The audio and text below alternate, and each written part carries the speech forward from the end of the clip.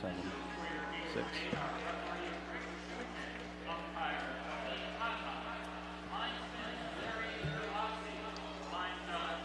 You guys can go.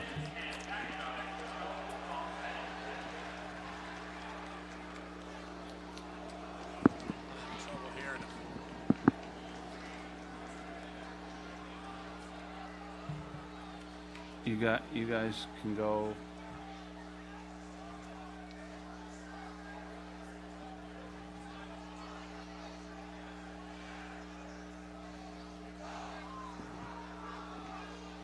Good evening, everybody. Welcome to Monsignor Martin High School football, streaming live on the New Era Field network of social media channels and on onebuffalo.com. I'm Chris Brown, along with former Lancaster High Canisius, School you're the visiting team.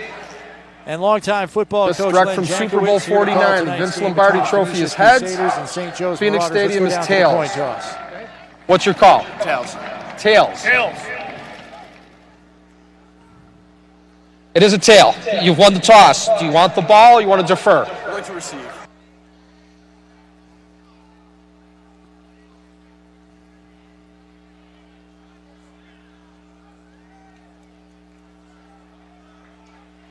Canisius has won the toss and will receive. Let's play some football.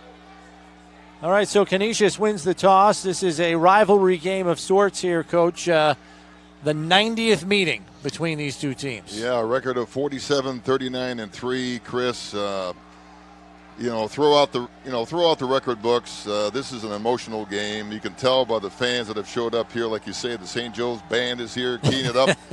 What a great atmosphere. And great to be with you tonight, too. Yeah, it's a good night for football as well. Beautiful fall evening here. And Canisius has had the better of this rivalry of late, taking the last 9 straight matchups with St. Joe's. That dates all the way back to the 2012 season.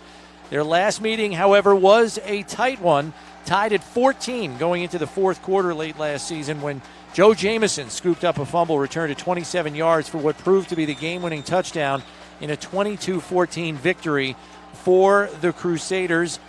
Both teams, Len, out of the gate a little bit slow this season, coming in with a 1-3 record, each of these teams. They both seem to have found their non-league schedule a little bit harder than maybe they anticipated. Yeah, I made a comment to you prior to the game. It's almost like the Bills' preseason schedule. 4 games leading into their league schedules, opening up here. But what a venue to open up your league schedule, against your rival. Revenge can be a little tricky, Chris. Let's hope this game goes calm for these guys. I'm nervous. I'm not even involved with it right now. I just feel great being here with you. Sam Murphy set to kick off for Joe's here. And he kind of pooches it down to about the 18-yard line, taken there by Nicholas, and he's got speed. You don't want to give him too much room, weaving in and out of would-be tacklers, and gets it all the way out to the 39-yard line. So a good drive, 34-yard line. Good drive start there for the Crusaders. Yeah, opening drive for Canisius. I went to see both teams during the week, as I mentioned to you, Chris, and they're both getting ready.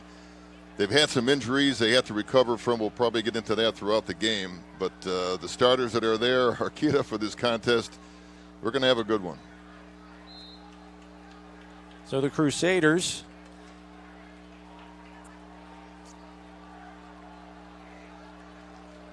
lining up on defense here, and we'll get to some of the starters in just a moment. But in the shotgun is the new quarterback this season for Canisius, Christian Veyu.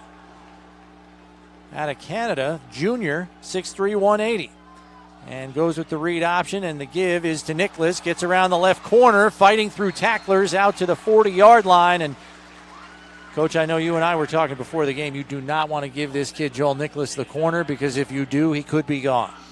Yeah, one lesson that defensive coordinators want to tell their kids, you don't want to break contain. And, just because of his wiggle here, he brought some of that to the outside edge. And when you get a guy with the caliber of Nicholas to the edge, it could be 6 points at any time. Starting O-line left to right for Canisius, Matt Baldwin, Eric Bridges, James Desiderio, Jake Troop, and Donovan Cornelius. We'll get to the skill position guys in just a second. Another handoff up the middle, but Joe's is all over that one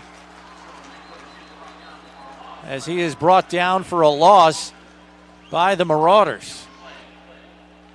This is a team the Joe's team that knows each other pretty well. You know, I know there's a spread offense going against an option offense here, but I think the defense is Dead ball, pretty well. personal foul on the defense, 15 yards, first down. And that's one you don't want to see because Jason Walker was the guy that had him dropped for a loss. You were looking at third and probably about 6. Instead, it's an automatic first down here for Canisius, who now moves into St. Joe's territory. Might be in the manner that he was brought down, but I thought it was a pretty clean hit by Mr. Walker. Great read. So as we mentioned, Vayu, the quarterback, the main running backs for Canisius, Joe Jamison and Joel Nicholas, wide receivers J.T. Boylan and Jason Martin. The tight end is Jack Boris. Vayu back to pass, looking to his right, incomplete, as that throw was intended for Boylan. Yeah, great coverage, Chris, on the outside. Just man-to-man look, a little slant route by Vayu, I guess we're going to call him the Canadian transfer. Yeah, you can do that. Let's get through Joe's defense real quick. Up front, it's O'Grady, Gambino, Murphy, and Walker. The linebackers, Wood, Murphy, and Klein. The Murphys are not related, by the way.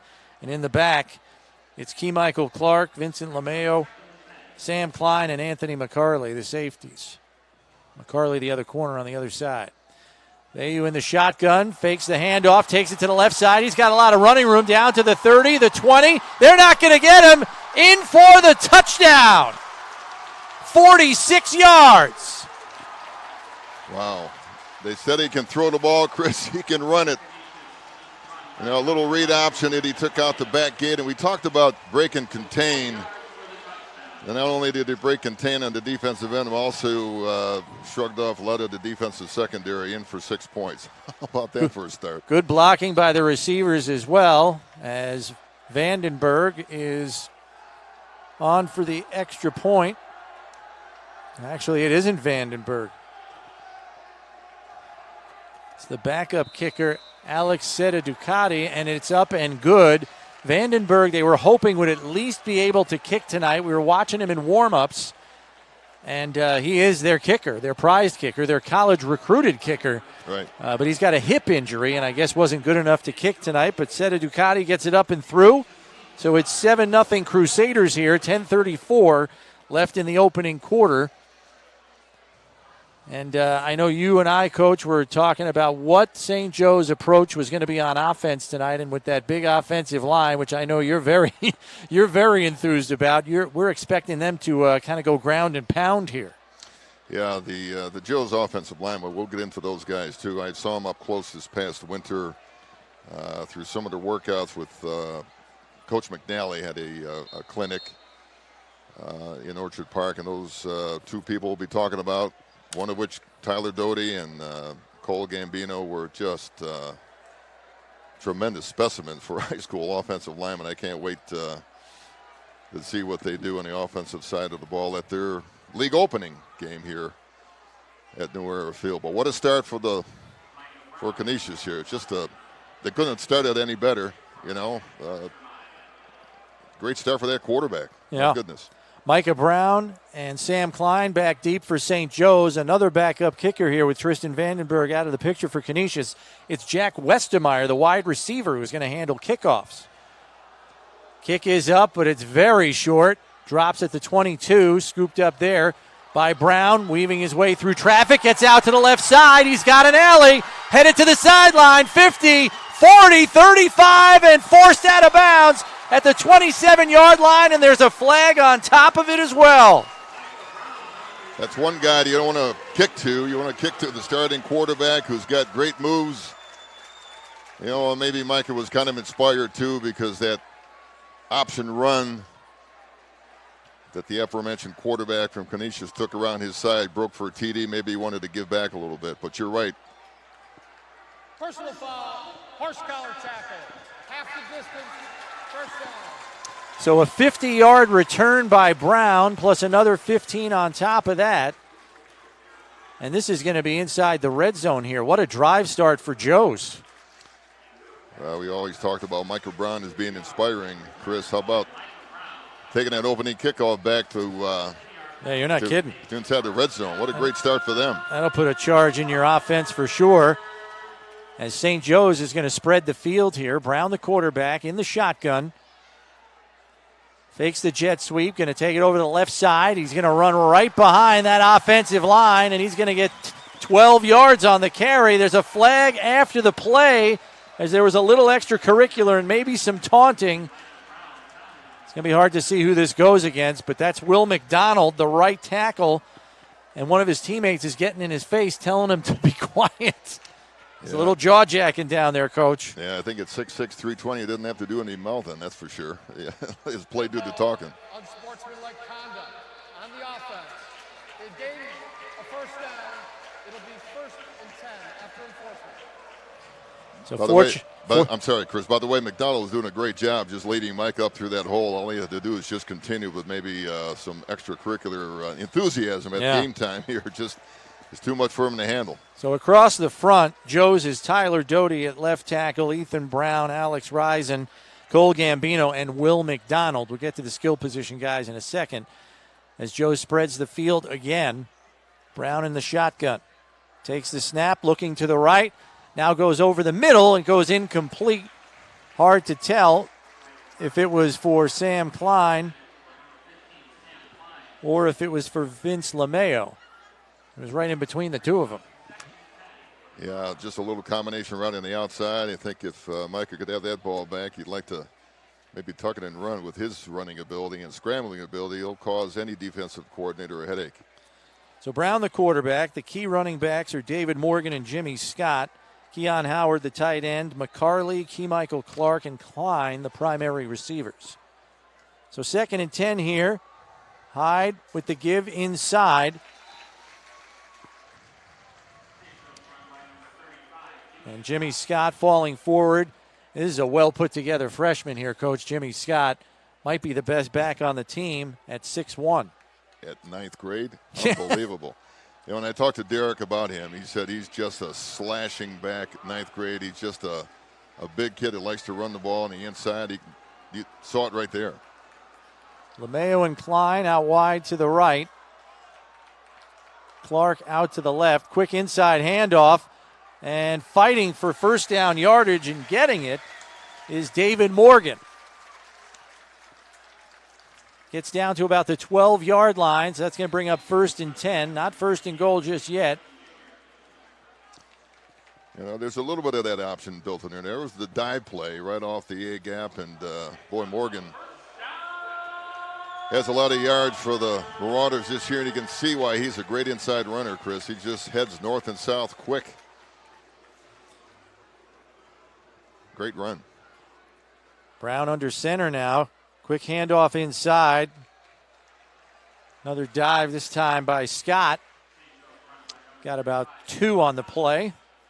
Well, this is the dive option, or the, as they call, the split back veer that Coach Landry has brought with him from the West Coast, Chris. And you can tell that he likes to. But it's not the West Coast offense by any means. No. Oh, gosh. It's the antithesis of that. That's certainly something that has made De La Salle the most storied program probably in the country, trying to bring it back here.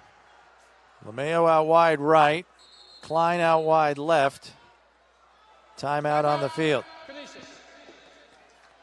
Coach Robbins didn't like the look there at all, so he's going to get his guys organized as we have just over 8 minutes left here in the opening quarter. Crusaders up 7-0 on that 46-yard run by Veyu. I mean, we heard all about Veyu's arm. I was not expecting that. His legs right out of the gate. But he is an athlete, no question about it. Coach Robbins at practice this week was mentioned to me that he's really picking up all the details of the offense, getting better. I mentioned to you, Chris, that Jim Kubiak was kind of tutoring him on the sideline, the former Navy quarterback and quarterback from the professional ranks, really doing some intricate things with him, and he was picking him up, and it's easy to see what kind of talent Michigan and Buffalo and Temple and I believe some other schools have really saw in him already. By the way, only as a junior. Yeah. Only as a junior. Just incredible how much upside he does have. And Coach Robbins has had some turnover. I mean, he lost 17 seniors from last year's team, so he's trying to get these new guys in bigger roles to all mesh together. Here's the snap.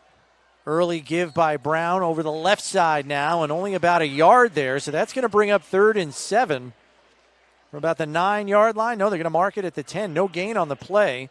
So 3rd and 8. Big down coming up here for the Marauders. Yeah, Chris, look, if they stay in that option set, look for Micah Brown to maybe pull it and run with his escapability and ability to break contain. Canisius has to be on their, they were right there. They contained nothing doing on 3rd down as drop for a loss there is Brown. That's going to bring up 4th down.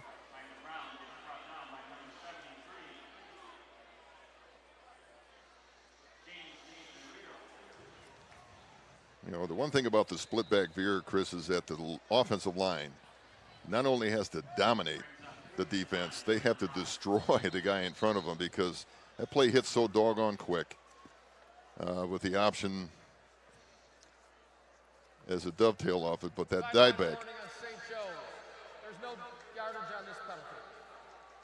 That dive back has to gain 1st down, 2nd down yardage for the option to really become a threat. But here we're going spread, Chris. Yeah, spread formation here on 4th and 9. Brown in the shotgun. Going to roll to his right, looking to the end zone, and incomplete. Off the hands of Jordan Marks, the linebacker for Canisius. And that kept the intended receiver from even getting a shot at that play. Yeah, good defense. Good drop by C.J. Oslands. By the way, coming back from a elbow dislocation. That even sounds hard for me to say for a person to be playing in a football game like that. But C.J. did a good job dropping there and aiding on that breakup. Sam Klein, the intended receiver on that play. So St. Joe's comes up empty, and it's a turnover on down. So Canisius will take over at their own 11-yard line here as Vayu drops under center. 1st and 10. Crusaders up 7-0. They go with the early give inside. Fighting for extra yardage. Late flag out here. And boy, you don't want to see flags start marring this game, but Joe's has got a couple of early extracurriculars. Yeah, I think, Chris, emotion is running a little bit above key level here. Cornerback Jason Buzak's going to get flagged. Unsportsmanlike conduct on the offense. Unsportsmanlike conduct on the defense. Those are dead ball fouls, the offset, 2nd down. Yeah, that was taking place out here. You had 20 guys inside on the run play, and the 2 guys out here were the ones messing around with each other. And that's what led to the unsportsmanlike conduct. Fortunately, they offset, so it's going to be 2nd and a long 4 here for Canisius. Those offsetting penalties is just another way for the referee to say, let the kids play. Jamison the lone setback with Vayu in the shotgun. Back to pass. Looking deep down the left side. Has a receiver there, but he caught it out of bounds. J.T. Boylan, the intended receiver, pulled the pass in, but didn't even get a foot in. Boy, a great pass, but I kind of wish that receiver would kind of give that drop-in space for the quarterback a little bit more room. Boylan, if he ran that pattern a little bit tighter through the numbers, Chris, might have been a different result. But how about that ball being thrown right in the breadbasket? It carried him out of bounds, unfortunately. So now it's 3rd and 4 here, as Nicholas is the setback in the pistol formation here for Canisius. Vayu takes the snap, looks to his right, quick hitter on the slant, and he's through.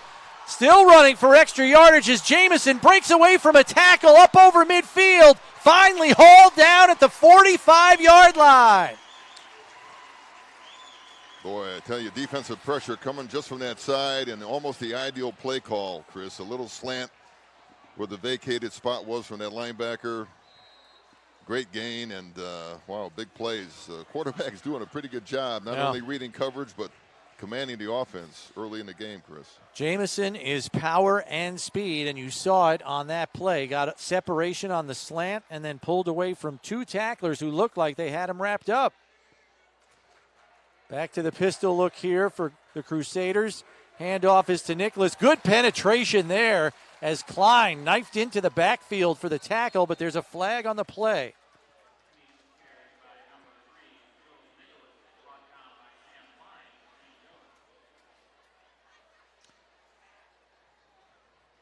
See what the officials have here. Holding on the offense. That penalty's declined. Second down. You know, Chris, Sam Klein is one of those players Coach talked about during the week about a guy who just keeps making plays, you know, for the Marauders. I mean, not the biggest kid in the lineup here, but just a playmaker. You know, every team loves to have Sam Klein just mixing it up, and the junior really made his presence known there. Yeah, he played more safety last year. They've got him playing a little more linebacker this year. 5'11", 175-pound junior. So it's now 2nd and 13 after that loss of 3. Vayu in the shotgun, takes the snap, fakes the handoff, pressure in the backfield again. He's going to take off and run, and not much there as he gets about 2 yards on a scramble out to the left sideline. Yeah, a little wide receiver screen that was read very, very well by the defensive back, Mr. Clark, who just came inside, and I think if a quarterback delivered the ball, it might have been 6 points the other way. So good decision, and play not made is a positive situation there for Canisius. So 3rd and 12 here for the Crusaders as they are just up over midfield as Joes looks to get a stop here. Pistol formation again. Vayu back to pass, looking over the middle, and he's got a connection there. Jack Westermeyer on the reception and a first down. Wow, great seam route run by Westermeyer and delivery by Vayu. You know, something that Josh Allen would like to do with the Bills, you know, to run that seam route just like he did right there, Chris, you know, and, you know, nothing like a non-terminating route for that receiver just to break open the sticks here. Great route and a great delivery. 17 yards on that pass play. 1st and 10 from the 30. Here now for the Crusaders. Vayu takes the snap. The give is to Jamison, breaking out to the right side. Has an alley through tacklers and down to the 10-yard line. Jamison, a tough man to bring down here early. Boy, great read. Jamison running hard, breaking tackles, you know, through the Marauder defense. 20 yards on that run. So a couple of chunk plays in a row here for Canisius, and very quickly, let's see where they're going to mark this. Is it going to be 1st and goal? No, 1st and 10 at the 11. So 19 yards on that run. Timeout, St. Joe's. And Joe's is going to call a timeout as Coach Landry wants to talk this one over after a couple of big plays by Canisius back-to-back. Has them knocking on the door again here with 3:57 left in the opening quarter, and that's the difference. It's such a good 1-2 combination, Coach, between Jamison and Nicholas. Nicholas is the speed guy, and Jamison kind of darts and bobs and weaves and breaks tackles. It's a heck of a duo they've got in the backfield there. Being an old line coach, Chris, I got to give credit to Donovan Cornelius, too. He's the edge guy on the right-hand side. He just latched down that defensive end, and they made it a little bit easier for Jamison, albeit just what you said. He's got great moves, but Mr. Cornelius put the clamps on that put defensive the seal end. On the outside yeah, there, right? He's doing a great job. And, you know, I saw him at practice, Chris. He's a tightly bound young man, 6 foot, 280 pounds, and he packs a wallop.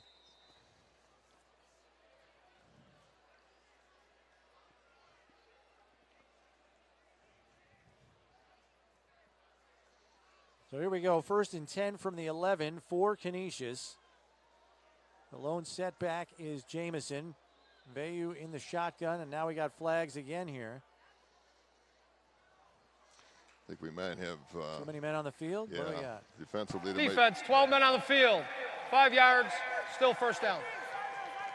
Yeah, they got 12 men on. They're going to have to get somebody off, and Boy, you hate to see that, especially after a timeout. That drives a coach crazy. Well, that's the red zone defenses where you have a little bit of goal line differential in terms of personnel, so forth. Chris, it happens at the pro level, certainly happens at the high school and collegiate level, and not a good time there. 1st and 5 for Canisius. So a free 5 for them. 1st and 5 at the 6. The pitch is to Jamison, has some room, cuts it back, tries to get away from a tackler, but wrapping him up and taking him down is who else? Sam Klein. Great recovery by Sam. He was black, and he just didn't lose leverage, Chris. He kept fighting to the edge, and just brought him down. He just didn't let go of his jersey. No. He was hanging on for dear life, and then I had some help from Mr. a little O'Grady. help, Yeah, Mr. O'Grady was out there too. But I mean, it just in terms of the level of just, I don't want to get hooked. I want to get out there and help my teammate. That's what you got to have backed up. Loss of 4 on that play. So Veyu's going to go to the air here and just missed his intended receiver on the play, Boyland, as it falls incomplete. Going to bring up 3rd. What do we got here? 3rd and 8 from the 10-yard line. Credit the defensive back for Mr. Clark for just getting in his face, making that little slant ball a little bit difficult to complete. All those plays are timing. Once the timing is disrupted by the defensive back. Yeah, that's the left corner, Michael Clark. Yeah, he's a great little athlete. Veyu dropping back, rolling right, looking out to the sideline, and almost intercepted by Klein. Bounced off the hands of Westermeyer, the intended receiver, and falls incomplete. So that's going to bring up 4th down here. And without they had Vandenberg tonight, Coach, they would certainly be kicking this. But absent Vandenberg, their primary kicker, they're probably going for it here. Because I got to tell you, not having Vandenberg is a big disadvantage for them. That's a kid who puts it in the end zone on kickoffs. Yeah, and he's got a monster leg, and yeah, it would be a field goal option here for sure. But instead, they're going to go for it with their kicker still maligned by that hip injury. Ayu in the shotgun, fakes the handoff, looking up top, and just incomplete off the fingertips of Boyland again. And much like the series ended for the St. Joe's offense, it's a turnover on downs for the Canisius Crusaders. Yeah, difficult throw. The trips formation to the wide side of the field looked like a little, fade ball to looks like the outside receiver just maybe wasn't put in the right spot. Maybe the separation receivers, but anyway, you're right about Vandenberg. It certainly would have been an option in that situation. So back comes the St. Joe's offense. They got a lot longer field this time than they did on their first possession after that long kickoff return by Micah Brown. The Brown's going to have to lead these guys 90 yards if they want to get in the end zone. Brown's going to be in the shotgun as Joe's continues to spread the field here early. Coming in motion is Klein. They fake the handoff. Brown's going to keep it and lunge forward for a few. Yeah, Micah Brown, what an athlete. There's a 4-man defensive front that Canisius is showing, and they have some stout human beings on that defensive front that really, if they throw their arms up, I don't think you or I even stood on each other's shoulders because we can see the defensive backfield. You got a little more height than I do. Yeah, but my goodness, they're pretty stout human beings in there. And then Micah Brown's a great athlete, but what Coach Landry told me, what a great leader he's turned out to be, Chris. Yeah, the guys gravitate to him, no question about it. He's like the Pied Piper on this roster. Snap, and the give is to Scott. Through an alley, lowers the shoulder, runs over Jamison, but is brought down. That was a collision. Yeah. Jamison lost his helmet on the play. Yeah, my name is Jimmy Scott, and I'm coming here a number of times. Get used to me. I mean, for a freshman, he is a big kid. Can't believe it. I can't imagine what he's going to look like in a couple of years when he fills out a little more. Man, you're not going to meet that kid in the hole. Mr. Scott, keep working on your grades because you're going to have a pretty good future if you keep doing what you're doing. So that was good for first down yardage. 1st and 10 from the 24 for St. Joe's. Brown going to roll out to the left. Looks like he's going to tuck this thing and run. He's got a convoy of blockers in front of him. 1st down yardage and more as he is out to about the 35-yard line. Credit that offensive line for getting the edge, and Micah Brown with Jimmy Scott leading, I think, is a pretty good combination, Chris, this time. Remember where they started. That's a pretty good set of downs here to get them out of that backed up area, as you mentioned before. 11 yards on the play, so 1st and 10 from the 35. Klein and LeMayo out to the right here. Clark and Scott on the left side. Brown looking to pass on 1st and 10. Pass is high, almost picked off by Boyland. It looked like he picked the ball up late. If he saw that coming in early, he might have had an interception. Yeah, Mike had a clean pocket. You see Tyler Doty and the rest of the offensive linemen, Will McDonald and company, just keeping pressure off the quarterback. He had a clean pocket.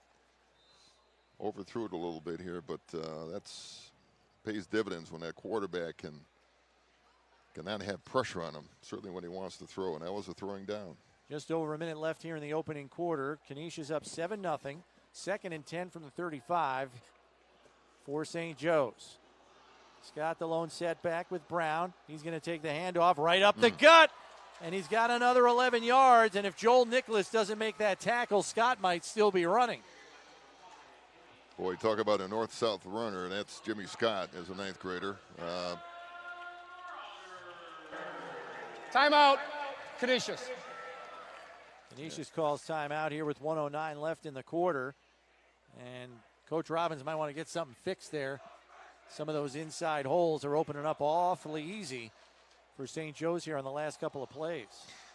You know, a lot of times when the running game goes well, we kind of give it to the running backs, Chris, and certainly athleticism that they possess. But we're talking about two of the best offensive lines in high school football, you know, on this game field here. So there's a lot of rugged play on the inside. It's probably credited to some of those runs that Jimmy Scott has produced here, and on the other side, Nicholas and company. I can't emphasize this enough. I mean, teams, and you do cover the Bills, Chris.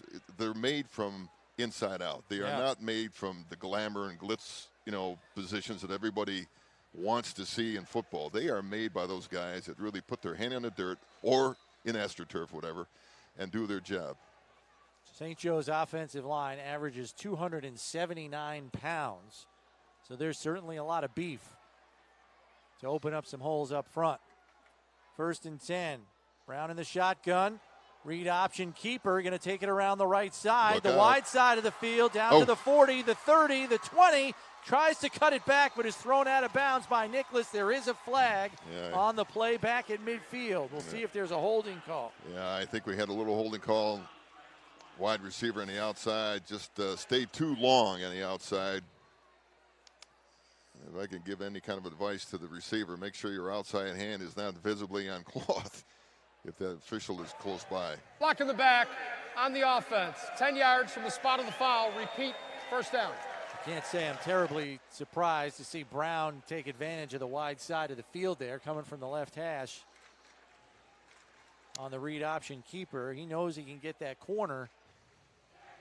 It's just unfortunate the block in the back brings it all the way back. You know, Chris, you were so right. Before the game, you were talking about Micah Brown, what kind of a factor he was in last year's game in terms of his maturity now, in terms of, you know, the way that he approaches a hole. It's not like he's sprinting there. He's just gauging where that block is, and then he puts his foot down. Boom, he's accelerating. That's the mark of a great back.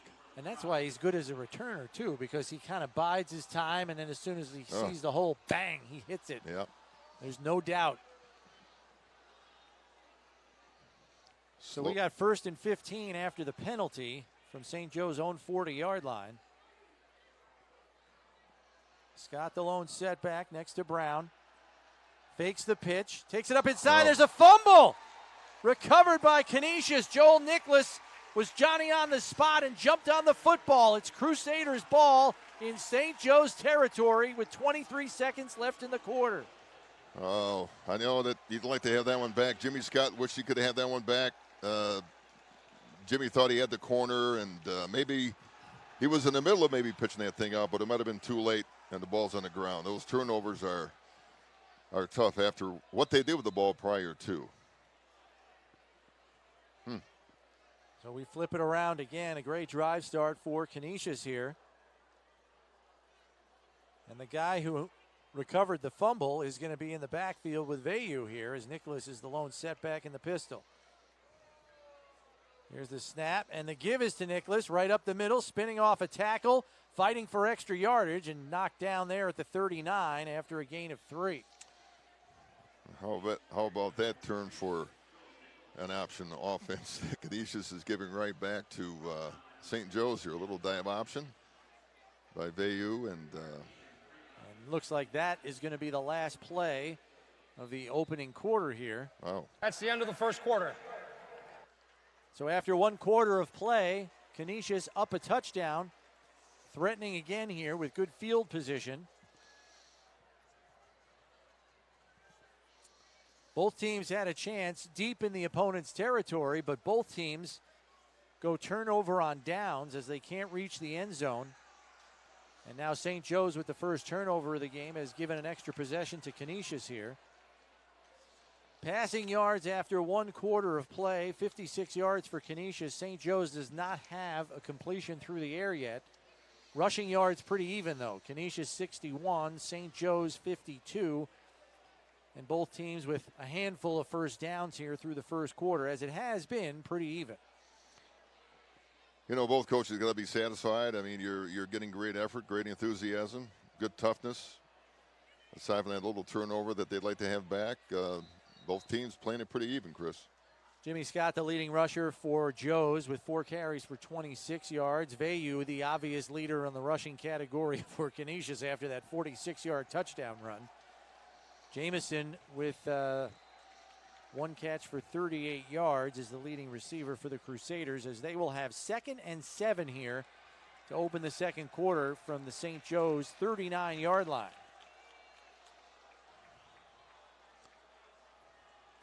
Vayu in the shotgun. Nicholas behind him. Westermeyer comes in motion. The give is to Nicholas off the left side. Trying to weave through traffic, but not a lot there, as he gains just about a yard, maybe 2 on the play. Just another perimeter run. Marauders are defending with a little bit of zone, a little bit of disguise, trying to give the quarterback a different look. Probably a lot of mind games going on between these two coaching staffs, Chris, after all this time they spent together. 3rd and 6. As Joe's is threatening blitz, and they do blitz, but the pass is complete for a first down and more. As pulling it in for the Crusaders is Jason Martin. You know, it's almost by script, Chris, that ball was delivered at the point where the blitz was coming from, and that's good coaching, good execution. Close to a horse collar there, but he pulled him by the jersey. But, boy, that's been done more than one time today on the field. So and they flagged it once on the kickoff, didn't get it there. Well, great execution by Vayu there. Nicholas and Eli Hack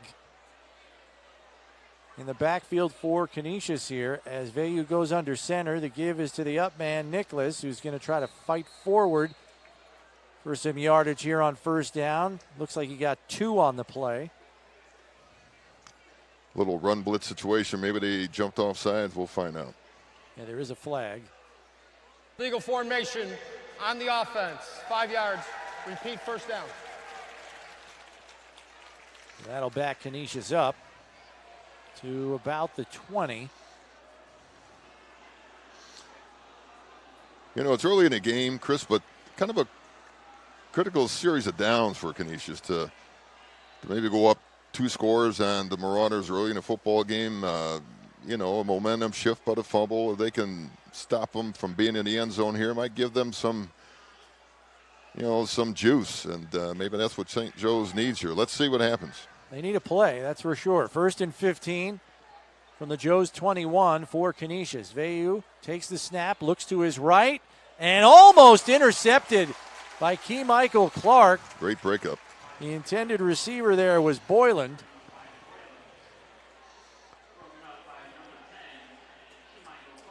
Michael Clark came underneath the receiver without interfering, Chris. How about that? Yeah, I thought he was going to come up with that. I'm almost surprised he didn't catch the ball. Great play. He's slapping his hands right on it. You wish you would have held on to that one. It would have been 6 to go the way. He was a starting corner for this team last year, so he's got plenty of experience out there. Veyu takes the snap. The handoffs to Nicholas. He's got the corner. Look out. He's going to the end zone. Touchdown, Canisius. You cannot give Joel Nicholas the corner. If you do, it is over. And that's what Joe's did. And Nicholas is in the end zone. Yeah, don't hurt your fist, Chris. You're pounding on that table over here. You're right. What a great bounce move by Joel Nicholas. What he did is that he looked like he's going off tackle and kind of slid to the outside, and just broke to the edge. And the rest is 6 points. It's a 21-yard touchdown run for Nicholas. Here's the extra point. And Seta Ducati gets it up and through. So with 10:09 left in the half, Canisius is out to a 14-0 lead as they get a crucial 7 points off the turnover.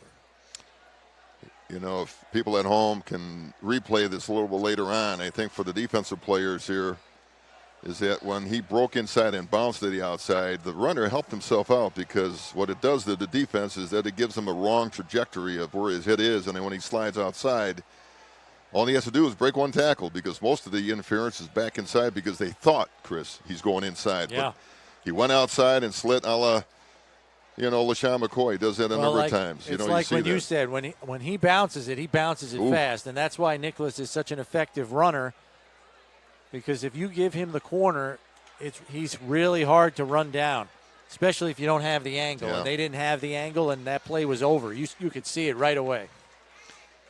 And then when he slides, Chris, he doesn't lose any acceleration. He's just Right. moving and then just puts his hammer down and goes.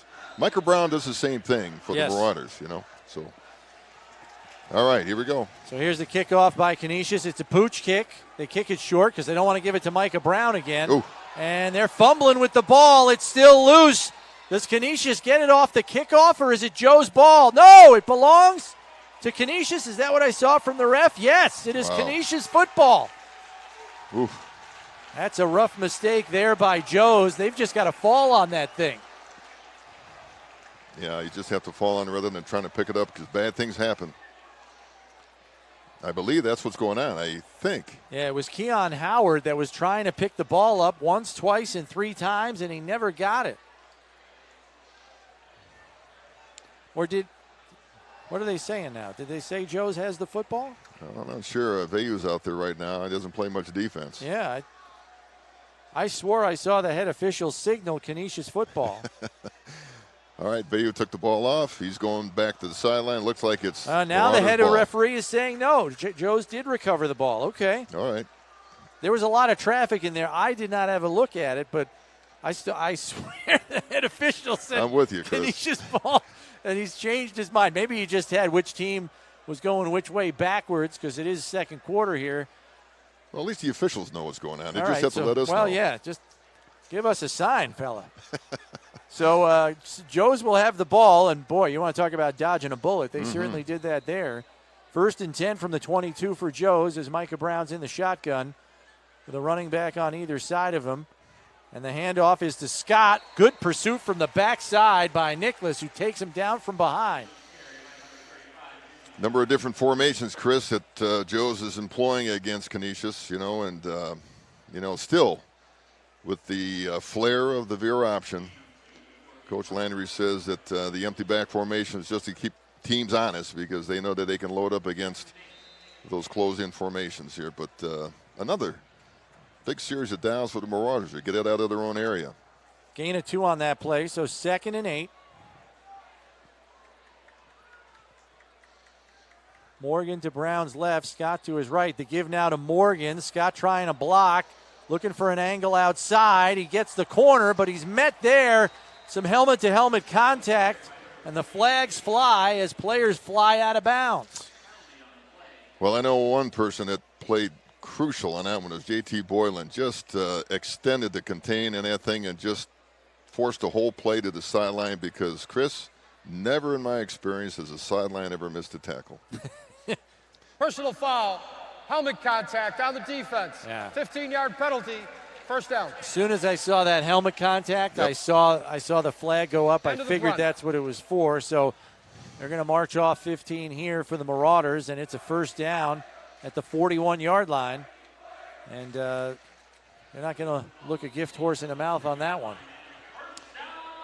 The referees are taught incessantly about keeping track of, making sure that there's no excessive helmet contact. Sometimes it's touchy, but you know what? It's for the safety of the young men in the field, Chris, and you have to err on the side of caution here.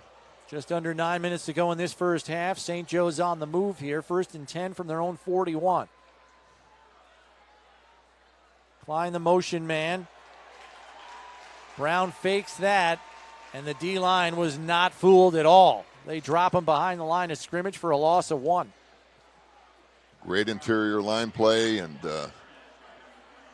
there's some big bodies in there kind of squeezing it down. I know that one thing is that what Coach emphasized here is that the interior dive play and anything inside has to be closed off. And doing a good job so far is James Desiderio, the one defensive tackle, and the other one is Mike Lewis-Myrie. Those guys have been plugging it up there. 6'1", 300 pounds, big boy. Quick dive inside, and some positive yardage there for Joe's as there's a pickup of 4 on the play. As David Morgan on the carry there.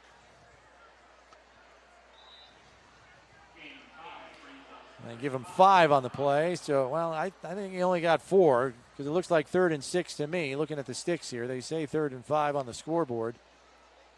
But I see the first down marker at the other team's 49. Yeah. That says 3rd and 6 to me. 7.5 to play in this first half. Brown back in the shotgun, trips left formation.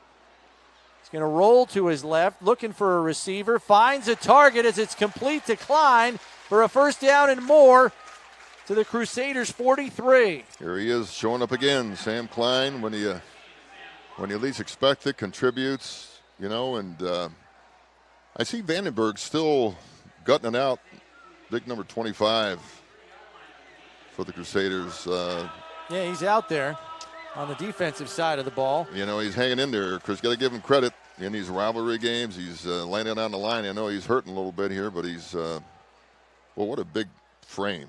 Yeah. 6'4". Ugh. They got him at defensive end here. So he's trying to line up and play. That hip injury is keeping him from kicking, but he's going to get some down work in here. 1st and 10 for the Marauders at the 43. Brown going to roll to his right now. Now going to tuck it and run over the 40, and he is walloped there as Joe Jamison is bringing the wood on the tackle. Good job by Vandenberg there, trying to stretch that play out. You can tell he's limping a little bit. Probably, as you said before, Chris, you can scratch him off the kicking duties here because of, as they say in the NFL, lower body injuries, right? But well, no, they do specify. It's hockey where they do the upper body and the lower body geez, stuff. I thought the NFL yeah, you've coaches got to do that identify too. the injury nowadays. Is that true? Oh, yeah, come okay. Wednesday of every week, you got to identify the injury. Oh, well, probably looks like a lower body or ankle here. Yeah. But he's playing through it. Brown in the shotgun, and the give is inside. Great run. And Morgan pulling a tackler with him. First down yardage and more as he's inside the 25 to the 23. 17-yard pickup there by David Morgan, who's coming off a big game last week for Joe's. Certainly did. I think he had the leading number of rushes coming into the game for today, and you could tell why. He just no-nonsense runner, Chris. Just takes it up in there and breaks some tackles there. Great little drive here. Yeah, some of the best momentum we've seen from the Joe's offense so far, and it's because they've stayed penalty-free. Quick snap here. The give is to Scott. Going to come around the left side. He's got blockers in front. Lowers the head. First down and goal for the Marauders. Not only does he make the great run, turn the edge, but Chris finishes the run, emphatically. And like you say, lowered his shoulders and got inside the 10. That's a kid that's going to be falling forward a lot. Mm-hmm. I'd give it right back to the big fella again here. You got first and goal at the 7. Scott in the backfield with Morgan as they each flank Brown. 2 receivers to the right are Klein and Clark. And there's a whistle here right at the snap. Dead ball, encroachment on the defense. Half the distance, repeat first down. You know, interesting variety about the Marauders offense here. As we mentioned before, the split back veer option. Now it's from a shotgun look. Same plays can be executed there, but with Brown's ability to scramble and to do some different things, it touches my heart, Chris, but because it looks like the old 3-back, there you go, full back offense, which is kind of old school stuff here. Let's see if they line up again in the same set. Yep, here they go. This time they've got Klein and Clark out to the left with Morgan and Scott alongside Brown in the backfield. Give is to Morgan. He's got an alley, and he is through for the touchdown. And Joes is on the board on a 2-yard touchdown run. Great finishing run, little counter play coming back across the grain. Chris, credit the Marauders for finishing that drive. Yeah, that was a nice drive there as it started at their own 10-yard line. They go 90 yards to put 6 on the board. On for the extra point here for Joes is Sam Murphy, the linebacker. There's the snap, hold is down, kick is up, and it is good. So with 4:20 left in the first half, Joe's right back in this game. It's 14-7 Canisius. As you're watching Monsignor Martin football streaming live on the New Era Field network of social media channels. We're on Twitter, we're on YouTube. Wow. We're on Facebook Live. Everywhere. Chris, we mentioned this before, how quick the game kind of progresses when you have, a running situation, and both teams have really effectively run the ball and moved the ball in situations here. But that last drive by the Marauders is probably putting a smile inside in Coach Landry's face here, because it really, told everybody, hey, well, look, we're here to play football, and we're coming back, and let's play some defense and take some momentum into halftime here. There is time left, though. We'll see if Canisius can put a drive together of their own.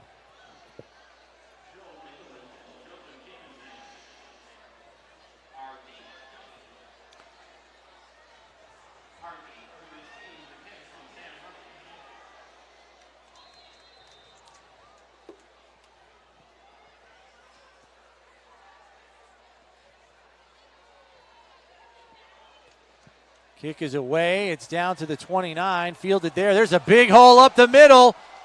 And fortunately, Joes is able to bring down the return man. That was number 18, Eric Kegler, who plays defensive end. But, man, he was moving there. Late flag here now. Yeah. We'll have to see what this is. It's probably on Canisius, since Joes wasn't anywhere near that one. One thing about those short kicks, Chris, is that coverage sometimes gets messed up because the ball is so short, lanes open up, and that's... Dead ball, unsportsmanlike conduct against the receiving team. 15 yards, it'll be 1st and 10. That's going to back up Canisius deep into their own territory. They were going to have it at their own 45. Now they're going to be backed up to their own 30. Yeah, it discredits that great return, albeit because of the coverage kind of messed up a little bit there. But that's what happens sometimes, Chris, when you don't give your kickoff return team a chance to converge to the ball. It was short, and then lanes just open up, just like a great running back would just see it, and he just took it up in there. A lot of times it work against you. Sometimes you're better off to kick it as deep as you can and let your kids do a job in covering. So that last scoring drive by St. Joe's, 11 plays, 90 yards. Before Morgan takes it in from 2 yards out. A really good drive put together there by Joes. And it's funny, as soon as the flags stop flying, Joes can really get going there. They were kind of their own worst enemy early on with a couple of penalties on their opening drive. And Canisius now doing it to themselves here right off the bat before first down. Inside handoff, and squirting ahead for 4 yards there is Nicholas.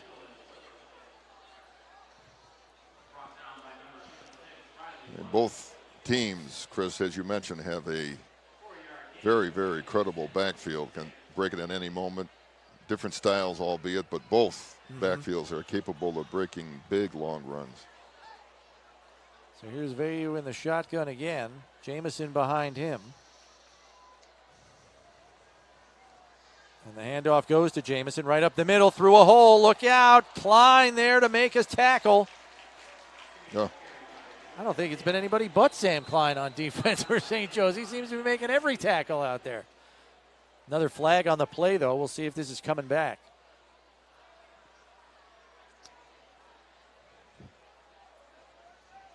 Dead ball, unsportsmanlike conduct on the offense. Dead ball, unsportsmanlike conduct on the defense. They offset, result of the play, first down. And I got to say, this is a little uncharacteristic for both these teams.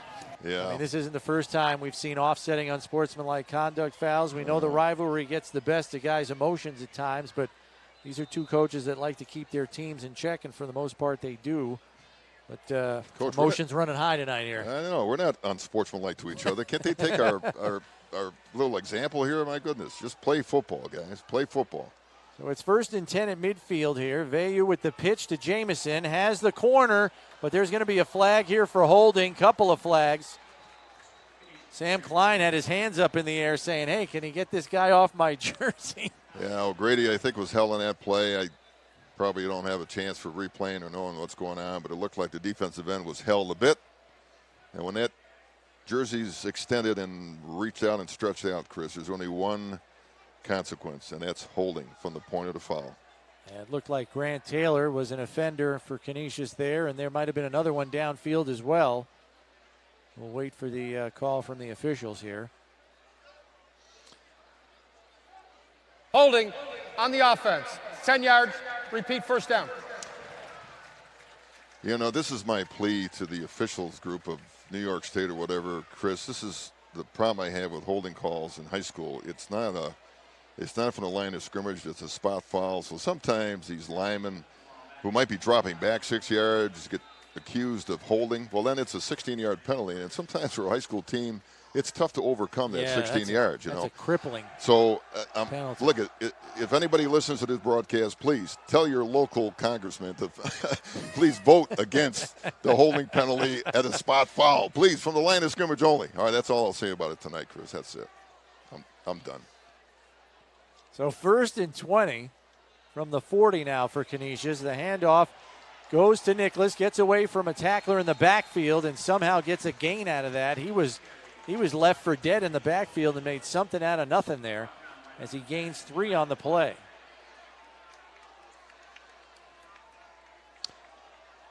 Yeah, great yardage gain on the perimeter. There's, once you gain leverage on that outside defender and your linebacker doesn't close that hole, you get 5, 6, 10 yards. And that's what both teams are really doing tonight. Doing a pretty good job at the line of scrimmage at the point of attack. Snapping the shotgun. Vayu trying to roll out, but again, great penetration by this St. Joe's defensive line. And ultimately, the one that forces him out of bounds is the middle linebacker, Sam Murphy.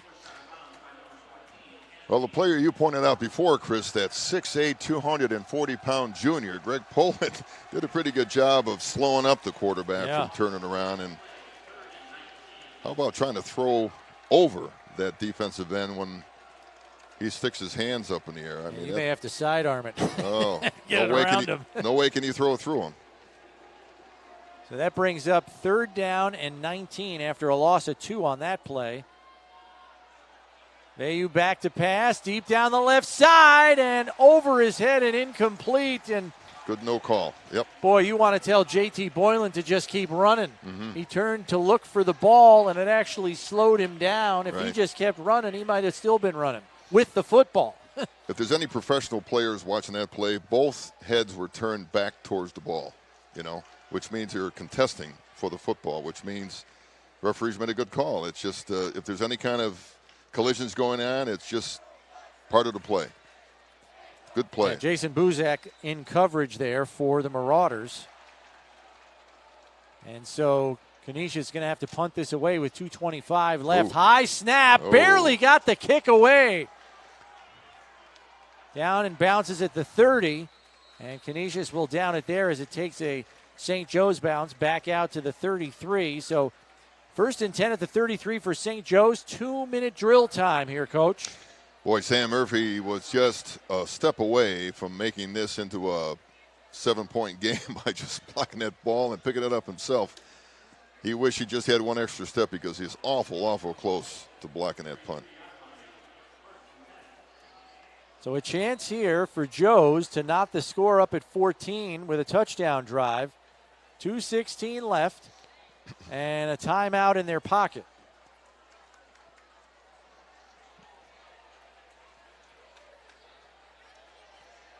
Brown in the shotgun. He's got Morgan next to him. Takes the snap, going to look to pass, going deep down the field, going for the home run play, and they're going to throw a flag for pass interference. As that one is going to be charged to Jason Martin, the cornerback, as the target on the play was Michael Clark down the left sideline. You know, Jason Martin, a 6'1" cornerback. Pass interference on the defense. 15 yards from the previous spot. First down. You know, I thought had pretty good position. In fact, he was forward of the throwing lane of the receiver, but just got in the way, so to speak. Here you go, T. Yeah, his greatest defense was not looking back at the football. Like you said, on the previous possession, both players looking back to try to make a play on the ball. If Martin did something wrong on that play, was not looking back for the football while Clark was still trying to make a play on it. 1st and 10 at their own 48 for Joe's. Here's the handoff to Scott, going to cut it up inside behind his tackle, and he's got 11 yards on the carry. First down for Joe's. Yeah, great breakout run. You know, Chris, that young man's making an impression to me as a 9th grader. I mean, in this rivalry game, you know, he'll be part of it for a long time. But, boy, what an impression in this first half. Canisius. That is the last timeout for the Crusaders here with 2:03 left in the half. And Joe's threatening. And I don't know about you, Coach, but it seems like the momentum has shifted a little bit to the Joe side in this game. They get the touchdown drive, then they get the stop. They've got the ball back, and now they're in Canisius territory here, threatening to tie this thing up. Chris, if you don't mind, I'm going to turn around to you right now. We've got a little break here. What's your thought about how the game is going now? Because you mentioned you saw last year's game, and it was kind of a throttling. It was, yeah. You know, it was, you mentioned 55-14 or whatever the score was. Yeah. But what do you think about this edition? Well, I'll say first thing, I'm pleased it's a tight game because by this point in the game last year, that first meeting between Joe's and Canisius, the game was essentially over. And Joe's was just looking to put some points on the board to make it look more respectable. But again, as we mentioned earlier in the broadcast, Len, you know, this is a Canisius team that lost 17 seniors from their roster, including a lot of important skill position players who are playing at the next level right now. Paul Woods, a dynamic wide receiver. Jace Johnson, the quarterback. You know, they've got a lot of guys that they've had to replace, and they have capable players, but I think they're still filling those roles and trying to feel what their role is on the team. Here's Micah Brown going deep down the sideline, and incomplete. Oh. He had it in his hands, but unable to come up with it there. All vertical route, Chris. All vertical, and just a fingertip catch away from tying this football game up. You know, and let me add to your comments before. When I talked to Coach Landry, he made this distinction about the difference between this team and last year's. Last year's was composed of a lot of sophomores. This year they're juniors, Chris, and they're getting a little bit better. Right. A little bit more mature. Scores a little bit tighter. There's something to do with being mature football player here at the high school level. 2nd and 10. Brown looking deep again. Oh. Had him in the seam, but a little bit behind him, incomplete. Buzak, the intended receiver on the play. So that'll bring up 3rd and 10 here with 1:52 left in the half. You may just want to go to the ground. You're in 4-down territory here anyway. So see what you can get on a run play here, Coach. And I mean, you have a timeout. You got 1:52 left.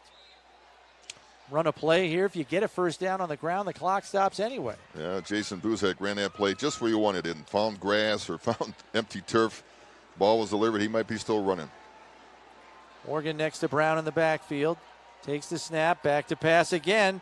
Rush is coming, looking out to the right side, but over the head of Klein, incomplete. So that's going to bring up 4th down. Just looking at the reaction of Michael Brown there, he knew he had something there. Great protection, clean pocket. You know, he just wanted to deliver it. But you know, with a person like that, it just keeps coming back. He's a winner. Coach points out he's captured the heart of the team. He'll make plays later on in the game to make up for those. He just keeps coming at you, you know, keeps making play after play. Joe's looks like they're going to kick it away here. Yeah, Nope. oh. Brown's going to throw it. No, he's going to keep it, and he's not going to get much. That just looked like a clock-killing maneuver here on 4th down. But on a turnover on downs, clock's going to stop with 1:40 left. No timeouts for the Crusaders here. They are up 7.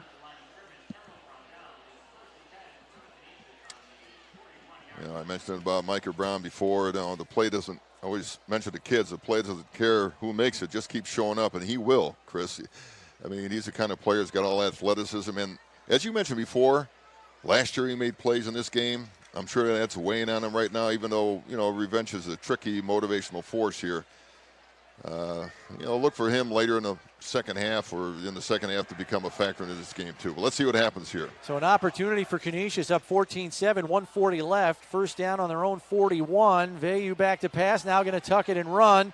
Stepping up to make a tackle is Murphy, and boy, he got there in a hurry. Only a 1-yard gain for Vayu. Yeah, visions of what he did in the first quarter. Chris, by taking that option play around edge and break and contain and scoring 6 and really being the difference in his football game, that big run he had. Clock is running here, 1:10 left in the half. 2nd and 9, Vayu back to pass, out to the right side, complete, and out to midfield is Jack Westermeyer. Pickup of 8 on the play, or does he have enough for? No, it's going to be 3rd and short from midfield. As Canisius is now in the hurry up. Joe's trying to get organized here. Open receivers on the right side. Boylan gets it and gets out of bounds to stop the clock for a first down. Great little series of routes heading towards the sideline to stop the clock, Chris, as you mentioned before. It's ball control, but yet clock control more importantly here. So 1st and 10 from the Joe's 41 for Canisius. 42 seconds left in the half. The Crusaders have no timeouts, so they're going to have to use the sideline to stop the clock here. Joe's does have 1 timeout in their pocket. Timeout, St. Joe's. And Joe's will use that last timeout. Yeah. The hurry up by Canisius here kind of had Joe's out of sorts on the previous down, as they had linebackers scrambling to cover all the receivers that were spread out in the formation there before the snap. We talked about Jack Westermeyer before being a slot receiver. You know, he goes 6'3", 180 pounds. A great size receiver for that throwing lane for the quarterback Vayu, and also Boylan, 6'2". You know, we're talking about receivers that are pretty stout, not little guys, you know, a la the Patriots Edelman trying to, you know, do their little zigzag routes or little button routes, you know. This is just great targets for quarterbacks, comfortable to throw to, you know, and I'm sure Vayu loves to have those kind of hands on his team. So what are you doing here, Coach, at the 41 on first down with no timeouts and 42 seconds left? Are you going to keep chipping away here, or when do you take your shot? Well, you took the words out of my mouth, Chris. You're going to have to make whether it's play action or whether or not it's just a drop back, you're going to have a 9 route here or just a fly route by one of these guys here sooner or later. Vayu back to pass, but under pressure. He's going to tuck it and run. Sticks his foot in the ground. Takes a hard hit by Keon Howard, and that's going to draw a flag. Boy, I don't know if he was targeting him there. I thought that was a shoulder pad tackle, but maybe not. The click of the helmets probably dictated something different. Personal foul, illegal helmet contact on the defense. 15 yards, added to the end of the run. First down. Well, the Joe's bench isn't happy about it, but the call is the call, and Boy, that's a costly 15 for Joes to give up there with 34 seconds left in the half here. Not only that, it stops the clock. Yeah, the scrambling ability of Veyu off the backside, and it's happened a number of times today where he maybe had great coverage on the open side of the field, Chris, but just took off on the backside of the formation, and there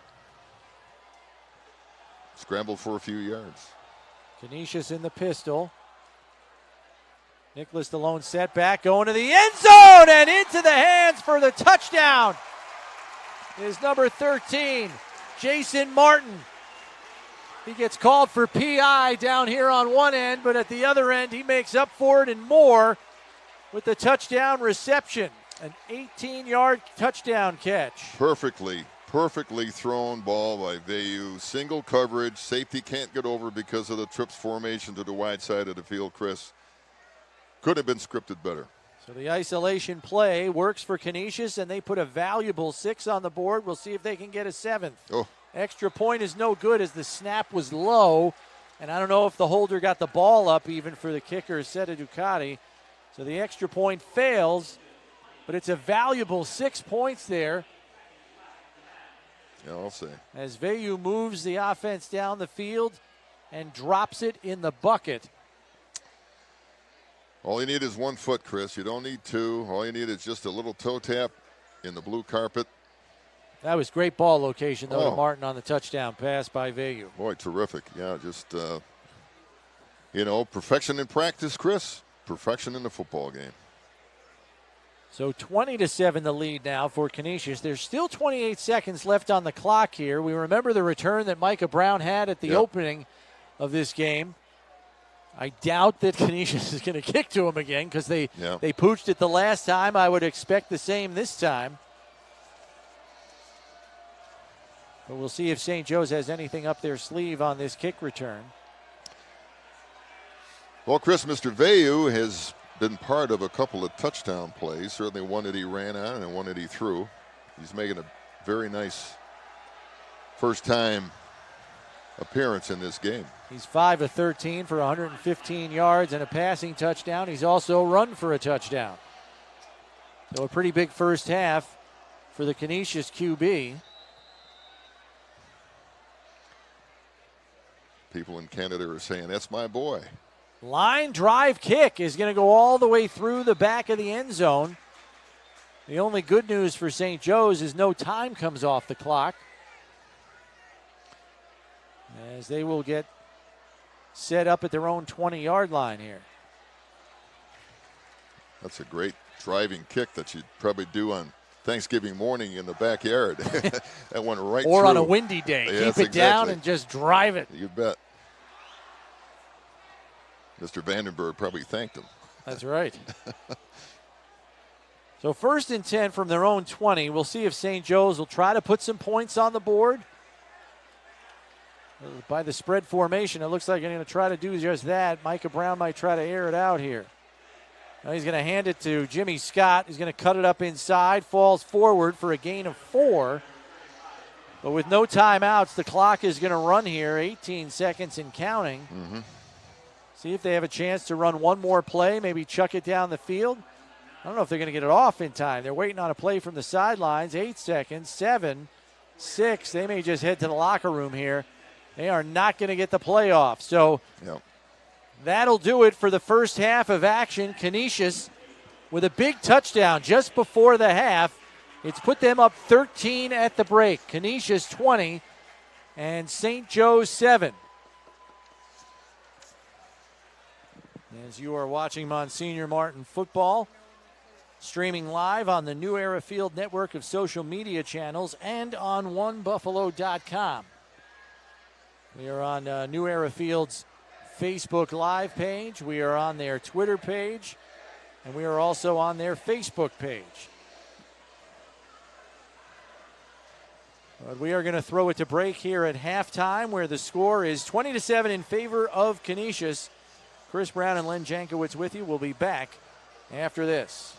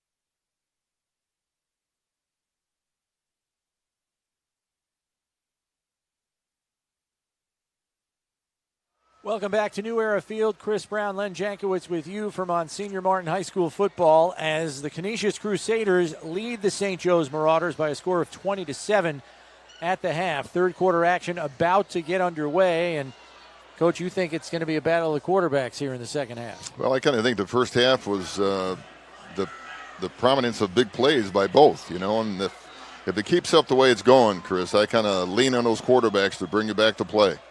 Pooch kick here to start the second half, and coming the other way is Klein, and he's going to get out to about the 40-yard line. They're going to mark it at the 39. First and 10 there for St. Joe's as Micah Brown and the St. Joe's offense takes over here.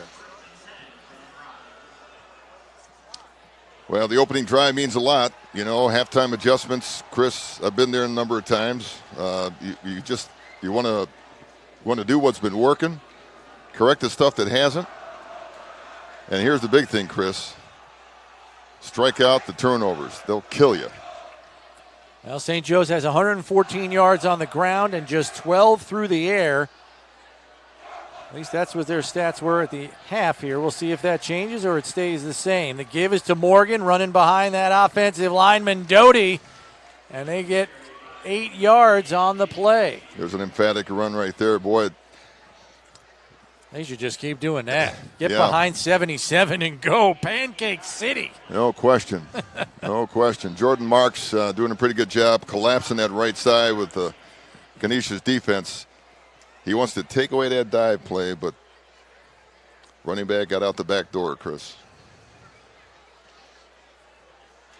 So Morgan and Scott on either side of Brown in the shotgun on second and short. Scott goes in motion. The give is to Morgan again. Going to try to bounce it outside, but not a lot there as Desiderio got a piece of him in the backfield and brought him down.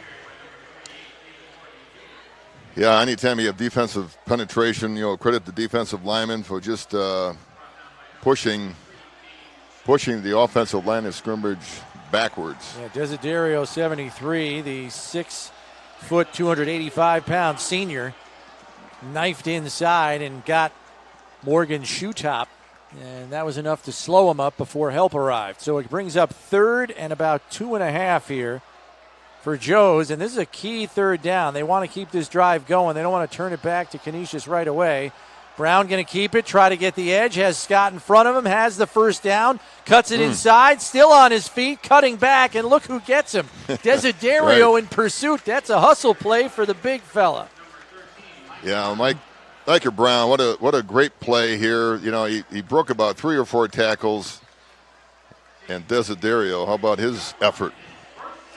But it is a first down for Joe's as they are now into Canisius territory here. And boy, if I'm Coach Landry, I'm keeping it on the ground. I mean, you're doing a lot of good work here, getting some positive plays for the most part. So here's Brown under center.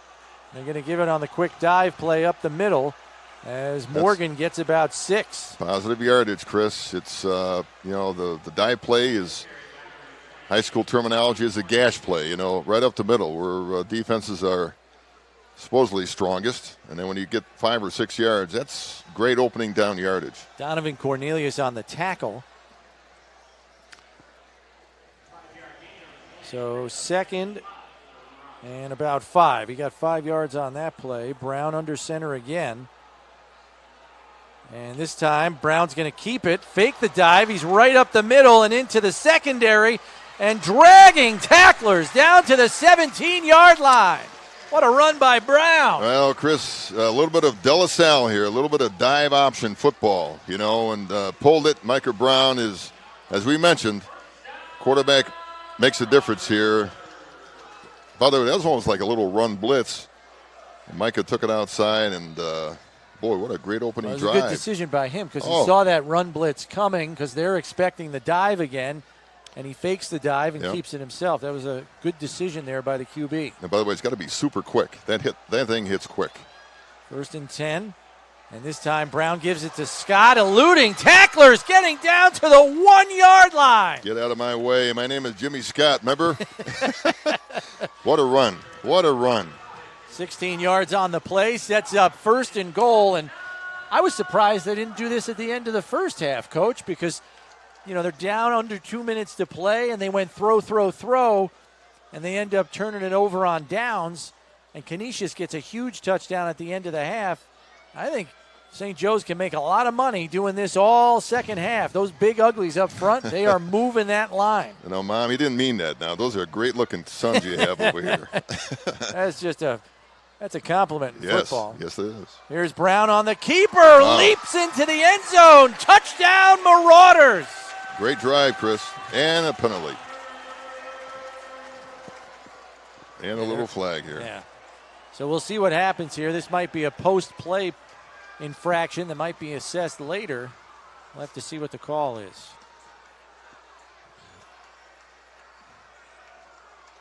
They're discussing it now. The officials look like they're announcing the number that we can't hear. But it's definitely unsportsmanlike. Dead ball, unsportsmanlike conduct. Number 18 on St. Joe's. That is his second unsportsmanlike conduct. He is ejected from the game. Oh, boy, Jason Canisius will Buzak. take the penalty on the kickoff.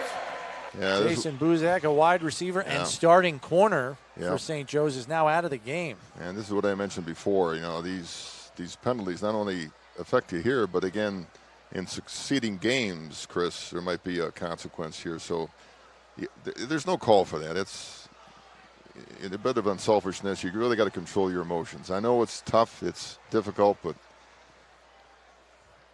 you're playing a team sport. Yeah, you just scored. I mean, what do you got to tell the opponent? What do you got to jaw jack there? I mean, you just put it in the end zone. Right. Let your play speak for itself, right? Yeah. You just put a huge drive together. Yeah, it's easy for us. 61-yard scoring drive there for Joe's. And now they got to come on for the extra point. And Canisius a little out of position here, but the kick is up, and it is good. So with 8:10 left in the third quarter, we've got a ball game, Coach, 20-14 in favor of Canisius.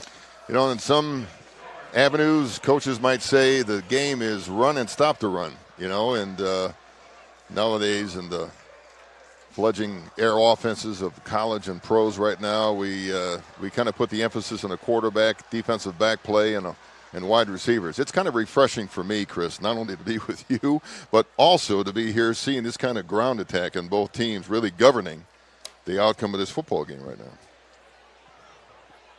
So we've got a tight contest here. Canisius is going to get the ball back, and they should get very good field position after this unsportsmanlike conduct penalty is marked off, right? Mm-hmm. They're going to kick this off deep in their own territory, at least deeper than usual. Yeah, it should be 15 further back. It'll be from the 25, and you know, not only does it hurt the team, it hurts the individual. It's just a bad look. Enough. Let's go. Let's play some football. So with Buzak out, we would expect to see Michael Clark probably moving to corner. He's usually a safety, and then Sam Klein may have to slide back to one of the safety spots, and Keon Howard just man's linebacker for the rest of the way here. You mentioned one of my key players in the first half. Michael Clark had an extraordinary, great half playing defensive back. So I would think he could fill those shoes pretty admirably. So the kickoff will be by Murphy from his own 25. So we'll see how good the Joe's coverage unit is to try to keep this field position to a minimum. Oh, boy. Yeah.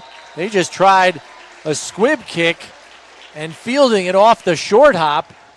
Doing his best shortstop there was Elijah Hag.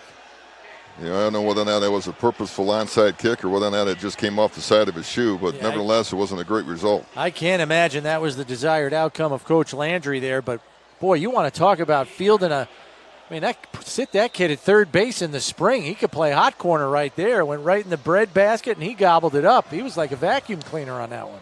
So, essentially, the unsportsmanlike cost 60 yards. That's a good point, Coach. So 1st and 10 for Canisius at the Joe's 38. Marauders are going to have to stiffen up here in a hurry. Here goes the handoff off the right side, and running room and plenty of it. Joe Nicholas, again, bounced to the outside. Chris, great great blocking, great containment blocking on the right side of the line for Canisius. He has that knack, Chris, as you mentioned before, about turning it in, just gliding along the line of scrimmage and putting his accelerator down and just gaining yardage here. Yeah, when he goes north-south, one of your defenders better be close to him or he's going to be getting at least 10. So here's Vayu in the shotgun. Nicholas behind him. And the give is to Nicholas again. Going to try to get to the outside, but a nice wrap-up tackle there by the middle linebacker, Murphy, as he drops him for a loss. Big play there by the Joe's linebacker. Had Donovan Cornelius pulling. It looked like it might have been an outside play, a read play, and credit Sam Murphy for Chris catching the play from behind, which a lot of defensive people don't get a knack at doing, but he did right there. So we got 2nd and 11 from the Joe's 26. Boylan split out to the left. It's a pitch play going to Jamison here. He's got a blocker in front. He has the corner down to the 20, the 15, and stumbles out of bounds at the 10-yard line. You know, on that play, Sam Klein was asking for referee help here. He felt he was held because he couldn't get away from the defender. It resulted in the Jamison wide play here, but we'll never know whether or not that was a true hold. But 16-yard pickup. Yeah, in Sam's eyes, he feels it was. Yeah. 16-yard pickup by Jamison there.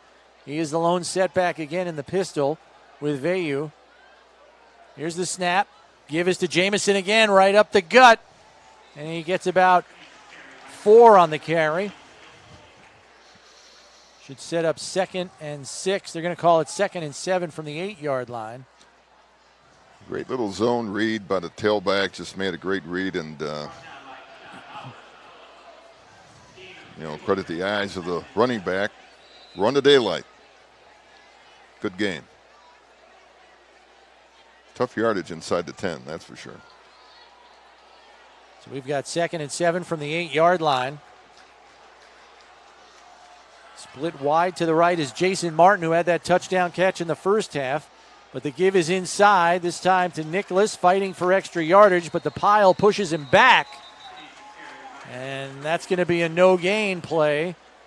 And it's going to bring up 3rd down. It is not 3rd and goal. The yard to gain is at about the 1.5-yard line. Good play, Tyler Doty. I'm chuckling myself. He's 6'5", 315 pounds at nose, and then you back it up with a Will McDonald at 6'6", 320. That's pretty tough running inside. Vayu in the shotgun on 3rd and 7. Going to look to pass to the end zone. Caught by Boylan for the touchdown. Great Dropped throw. it right over his outside shoulder for an 8-yard touchdown catch. Very similar to the play did in the opposite corner. A little fade ball that they practiced to perfection, and second time today, Chris. And I hate to say it, but Jason Buzak, who's normally that left corner, subbed in for him was 16 Calhoun Lewis. So your backup corner gets targeted by the quarterback, and it's 6 points on the board. Extra point is up, but it is no good. So the score will stay 26-14 in favor of Canisius. Just under 5 minutes to go here in the third quarter as both teams score on their first possessions of the second half. We got a game here that's getting up on points. Yeah, the only difference in the drive is that Canisius had to drive, 38 yards, and the Marauders had to almost go to length here. So there's a difference, and, the penalty did aid in that thing here. But now you just have to play stout on defense and cut down the momentum. Credit Canisius for coming back here and going up and score. What a great game Vayu is having at the quarterback position, Chris. He's done well. Great ball location on both of his touchdown passes. One to Martin and now this one to Boylan. Granted, he was helped to a certain extent because the corner fell down on the play, but I think even in good coverage, that was going to be a well-placed ball to give his receiver an opportunity there in the end zone. Here's the kickoff, bounces into the hands of Klein at the 23, through the pile, and lunges forward to the 41-yard line. So another good drive start for Joe's here with 4:49 left in the third quarter. Well, the other drive was labeled with great runs. Jimmy Scott, Micah Brown, those are two of the names you've consistently heard in the ground game today. And, following the likes of Doty and Gambino. You got a ton of time here, Coach. You're only down 12. You keep pounding it if you're Joe's, right? Whatever works, Chris. Whatever works.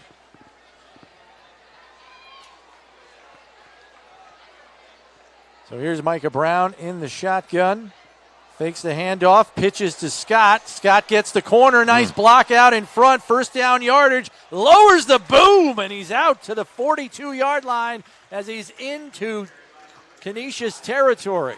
Chris, this is a counter tray option, meaning that it's a counter play off a power play going to the right, and a great little option pitch from Micah Brown to the aforementioned Jimmy Scott. And boy, a ninth grader who's 6'1".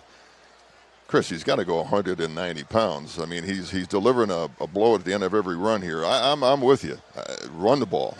Let's keep doing it. I mean, positive yardage almost every time.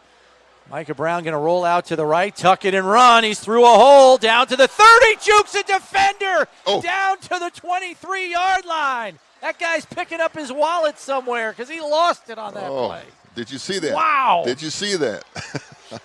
Thank you. We'll see you later. Holy mackerel. Micah Brown, shifty and elusive. Yeah, Jack Westermeyer says, who was that? Good run, Micah. Good run. And the St. Joe's crowd getting into it, chanting Micah Brown's name after that juke. My goodness. Same level formation. Little Twins full house formation here from shotgun. If it ain't broke, don't fix it. Here goes Scott trying to get to the outside. Yeah. Stiff arm. We got a flag in the backfield. Yeah, that'll be a hold, Chris. That's coming back. You can tell by the spin around with a defensive player here. David Morgan, I think, got his hand where he shouldn't have. And yeah, you're right. Poor guy.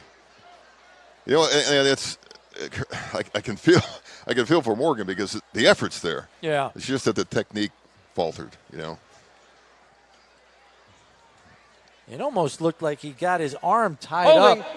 On the offense. 10 yards. Repeat first down. You know, our professional coaches, if Coach McDermott's watching this broadcast, he'll say, get your feet where you're supposed to, then your hands will follow, you know.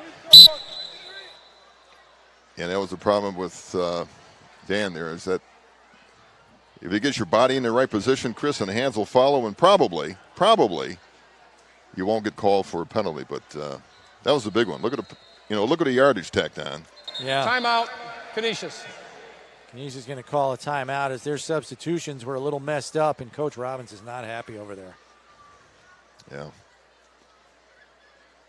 They roll a lot of defensive linemen, and then I think in that case there were some defensive secondary people that were rolling in that shouldn't have, or maybe got the wrong signal. 3:34 left in this third quarter. The ball got backed all the way out to the Canisius 38-yard line after the penalty. So it is, well, it's more than 1st and 20 here, looking at the sticks. Yeah, it's 1st and 24. You know, the further we get along into this game, Chris, you get into the identity of the team. And if I had to quiz you and say, what kind of identity do the Marauders have right now? Well, those last few downs that they had is just what they are. They are a running option team with those two credible backs, Scott and Brown, just taking edges, creasing people, you know, with great run blocking up front.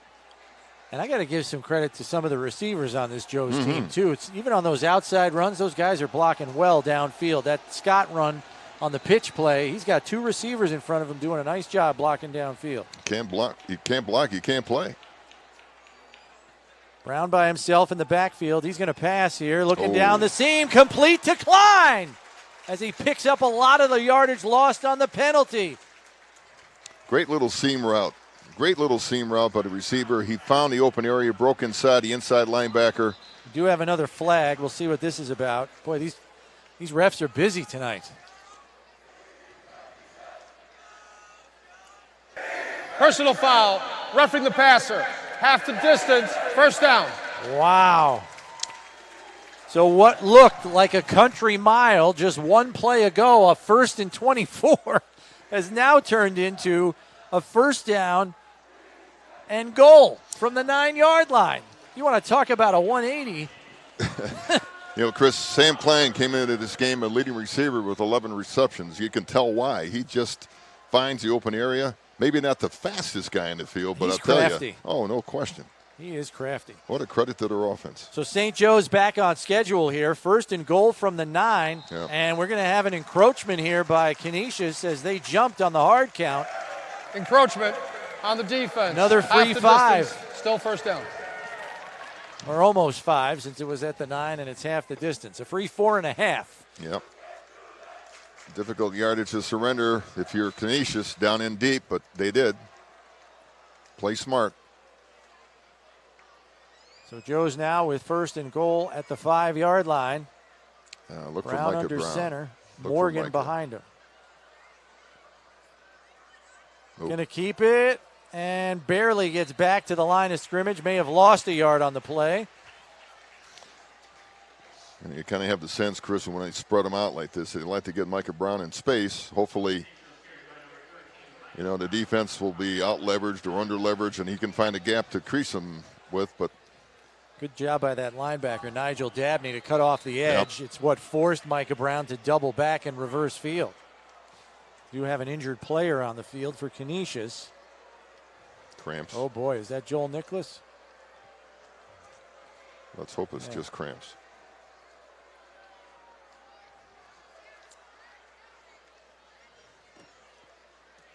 I think it's Joel Nicholas, the player here. Let's see. They're checking his right leg. It's difficult to discern just what they're looking at. Nicholas doesn't seem all that concerned, but because if it's cramps, you just go to the sideline and hydrate as fast as you can. We'll have to see what that's about, but all right, Coach, so we got 2nd and goal from the 6 after that. It's hard to create space down here, as you know. No, you and I have been marveling Jimmy Scott. Well, that's C.J. Oslands. It's good to see him get up, too. It's Oslands, yes. I saw him at practice, Chris. He probably gimped up that ankle that was gimped up last week. Just a game player, terrific individual. Anyway, getting back to the running game of the Marauders, Jimmy Scott is the guy that I kind of like in this situation because, as you mentioned, Chris, he goes north-south quick and finishes runs, and that's what you want inside the 10. And there's Scott, speak of the devil, right next to Micah Brown in the backfield. Trips left of formation. The snap. Micah Brown going to roll to the right, gets through a crease, looking for the goal line. Is he in? Yes, they say he breaks the plane for the touchdown. Great effort. Well, if Jimmy Scott doesn't run, let him block for you. Great effort by Micah. The 2nd touchdown run of the day for Micah Brown as he has all of the points for St. Joe's here in the 2nd half. Tyler Doty, those offensive linemen, Chris, doing a job, pushing, keeping the defensive push from the defensive line out. Good job, line.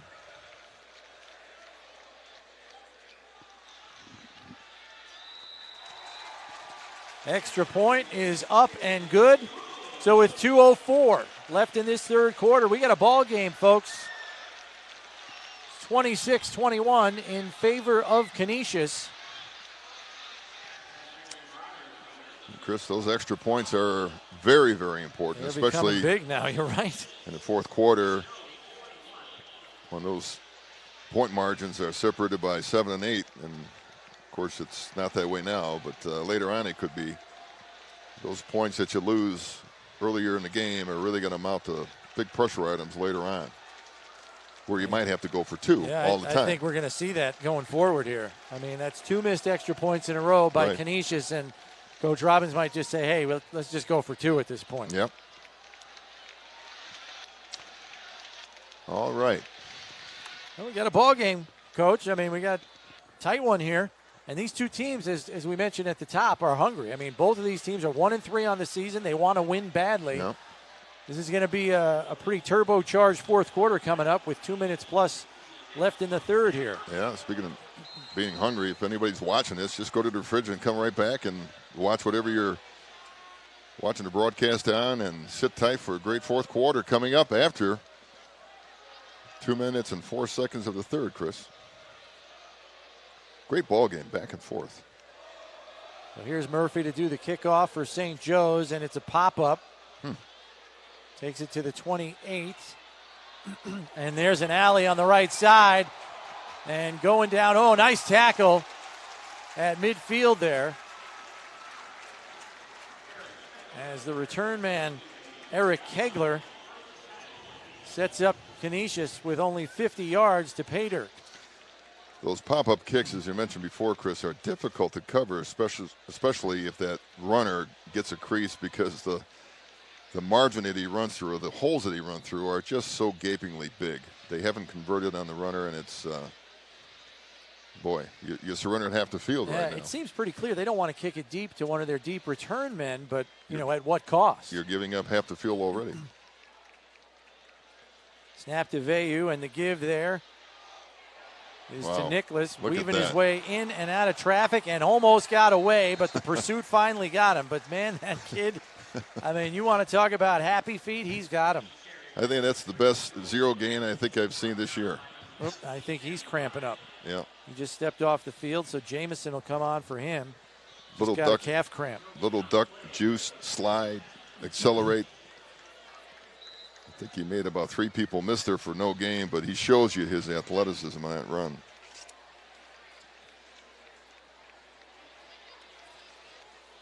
No gain on the play. 2nd and 10 from midfield here. Veyu in the shotgun. Jamison with him. Fake the give to Jamison. Quick pass out to the right, and Westermeyer cannot hold on. Incomplete. And he had room to run if he caught that ball. Yeah, Sam Murphy was there, but that little bubble screen can cause you fits, especially that receiver can gain some leverage to the outside, and it looked like he did have some leverage on Sam Murphy. He did catch the ball. So that'll bring up 3rd and 10. Big down here. Canisius certainly doesn't want to go 3 and out. They are nursing a 5-point lead right now. So they go spread look. Jamison in the backfield. Veyu back to pass. Has to roll away from pressure. There's a holding call there. Even though the pass is complete, this is going to come back. He's going to go all the way to the end zone, but it's not going to count. And the reason why is Will McDonald, the defensive end for Joe's, was held big time. Yeah, the scrambling ability of Veyu causes the offensive linemen to do some things they're not accustomed to doing, especially in space. And mentioned before, Chris, if your feet are stagnant and your hands are outreached, usually you're grabbing on the cloth, and that's just what happened here. Holding on the offense. 10 yards, repeat 3rd down. I got to admit, Chris, at 6'6", 320, Bill McDonald gives you a lot to hold. Yeah, I was impressed with his pursuit, though. For a big guy, I mean, he was the guy that flushed Veyu out of the pocket there. And he had the offensive lineman so concerned that he was going to reach Veyu that he held him. So 3rd and 20 here for Canisius. Let's see if Coach Robbins has an interesting play to get a 1st down. Veyu trying to elude traffic. Still gets away, but finally wrapped up and brought down after a 5-yard gain as he was scrambling away from pressure. Yeah, just a 4-man rush, zone coverage behind, kind of a safe look. Don't want to have a big play. His defense did what they had to do. Here we go, Chris. Surrendering the ball, and let's see whether or not the Marauders can bring the ball back to their own end zone here. Keon Howard, the man that finally made the tackle, as Veyu got away from a few people before he was finally brought down. That's the end of the third quarter. That'll do it for the third quarter, but the fourth quarter should be a doozy. St. Joe's about to get the ball back, and they're down just 5 with a quarter to play.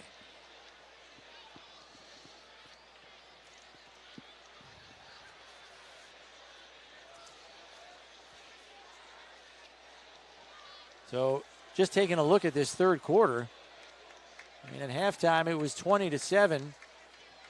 St. Joe's was down by 13, and they've cut that lead to 5, and they are getting the ball here to start the fourth.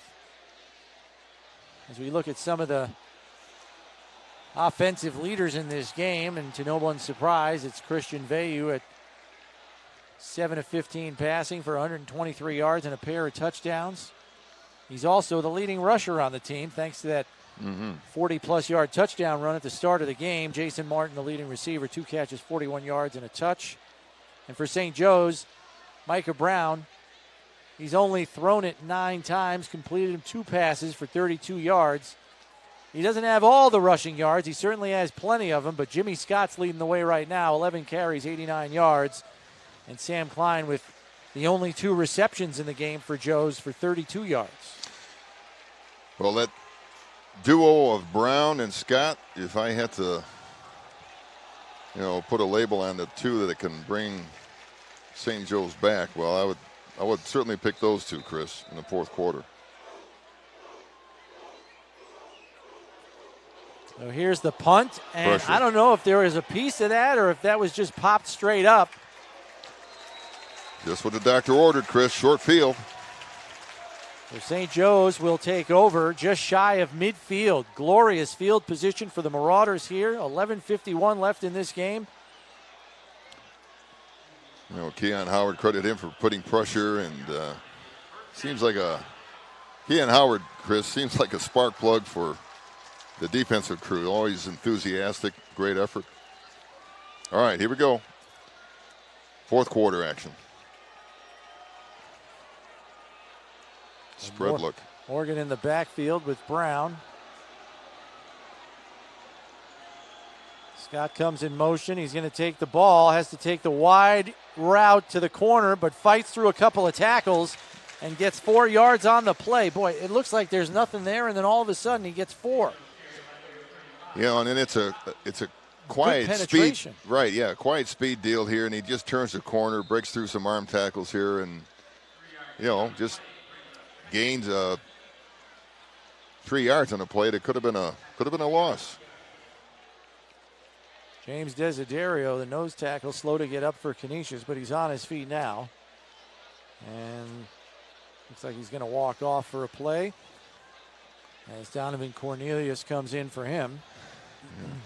Cornelius is going both ways. A lot of these guys are flipping around. He mentioned, Doty, McDonald from the Marauders. Those guys going 2 ways too, so that could be a factor in this game too, the wear and tear on defensive linemen. Well, we've seen a couple of players cramp up here and come off the field.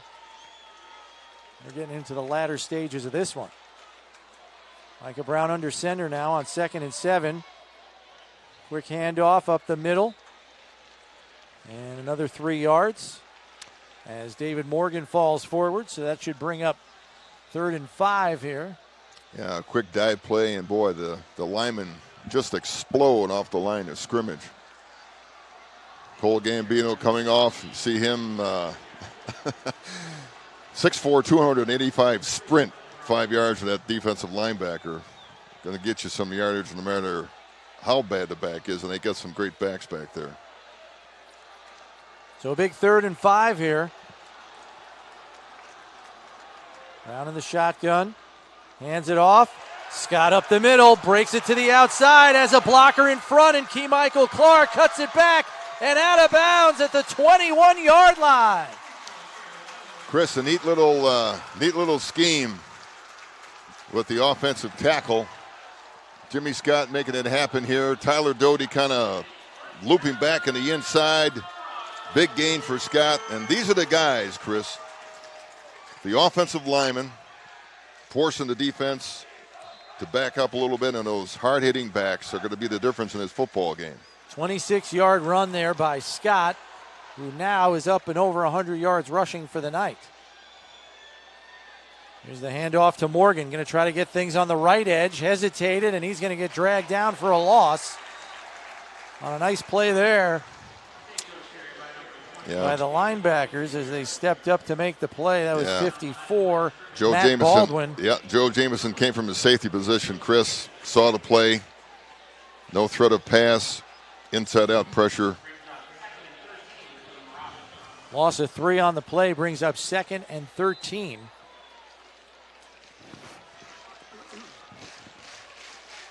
.9:30 and counting here in this fourth quarter. Marauders threatening to take the lead if they can punch it into the end zone here. Yeah, we've seen this before. A little Comes out throw. in motion down the seam and complete to Sam Klein, fighting for extra yardage. It's 1st and goal for Joes. All right, let's talk about the players that make a difference. Micah Brown, Jimmy Scott, Sam Klein. Let's not forget him. How many key receptions, Chris, he's had? He's the only guy that's caught a football in this game for Joes. He's got all 3 receptions, all 3 completions. Another player hobbling off here for Joes. It's Boyland, who's cramping up. Another two-way player. It's the 4th player to come off for Canisius. 1st and goal from the 5. The give is to Scott. Stiff arms a man. Lowers his head and down to the 1. What a stiff arm there. Ho, ho, ho. Yeah, you're right. Defender had him. That's Grip. Nicholas. Yep. Just forces him down, and that 6'1" frame. I can't believe he's a 9th grader. I don't, Wow. Coming from the deep end of the gene pool, Coach. I guess so. Credit to him. Credit to weight work in the offseason. All right, here we go, Chris. Big down here. 2nd and goal from the 1. Brown going to keep it, and he's going to lower his head into the end zone for a touchdown. Touchdown number 3 for downtown Micah Brown. All right, little veer option scheme here. Little dive counter. Could be a pitch, but not with Micah Brown holding the football. 6 points, and look at the scoreboard now, Chris. So St. Joe's, who was down 13 at the half, has come all the way back to take a 1-point lead with the extra point pending. Murphy on for the extra point.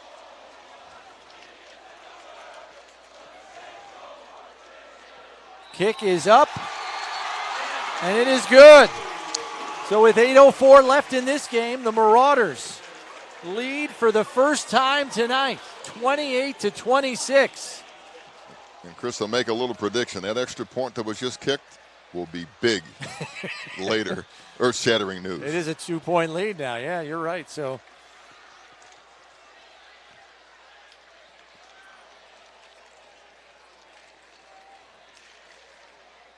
we have a tight one here with 8 minutes to play.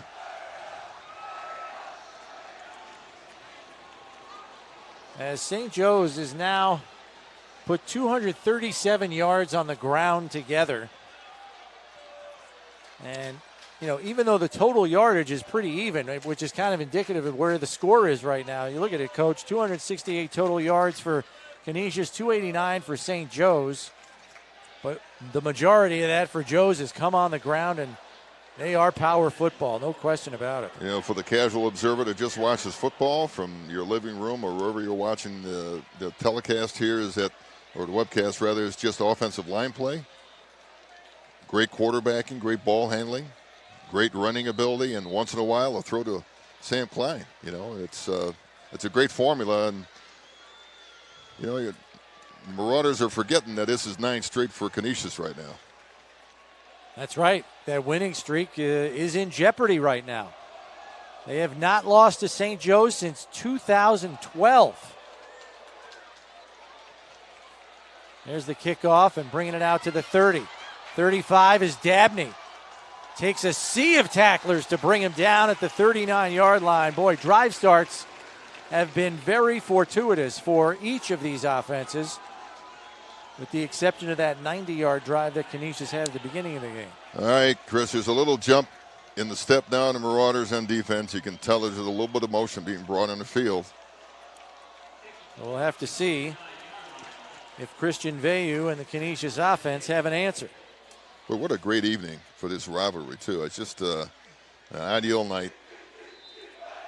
Great venue. Here we go. So we'll see what Canisius' offense has for an answer. Veyu gives it to Jamison. Gets around the left corner. He's got some running room. Gets by the corner. Howard finally forces him out of bounds, and there's going to be a horse collar tackle called there. They're going to be tacking on some yardage to that run. You know, Chris, in this run, the defensive people just took a bad angle, and then it forced Jamison to get outside even further. Personal foul, late hit out of bounds. 15 yards, added to the end of the run. First down. The contained player just took a bad angle to the football, and if you don't make that back change direction, Chris, it's a bad angle. And he just accelerated around the edge, and to add yardage on the misery here for the Marauders, horse collar tackle, and now here we go. Momentum now is shifted back to the Canisius Crusaders. It's amazing what one play can do to a football team. And it looks like Jamison is cramping up as he is on the sidelines now, getting stretched out. Looks like a calf cramp for him. Pass out to the left flat, complete to Westermeyer for a short gain.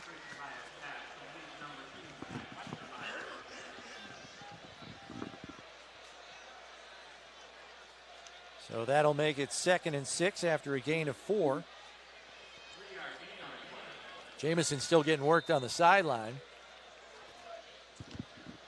We saw Nicholas go off when he was on defense. He's in the game now for Jamison. There's the snap. Veyu back to pass. Completes it out on the left side to Boylan for another short gain. That's going to bring up about 3rd and 3. And we've got another flag after the play. Yeah, it could have been head contact now. The referee's coming over now again. This is zero tolerance to the highest degree. I will say that. Yeah. That's a difficult call. But they're closer than we are, Chris. I didn't even see what happened. Something must have been said because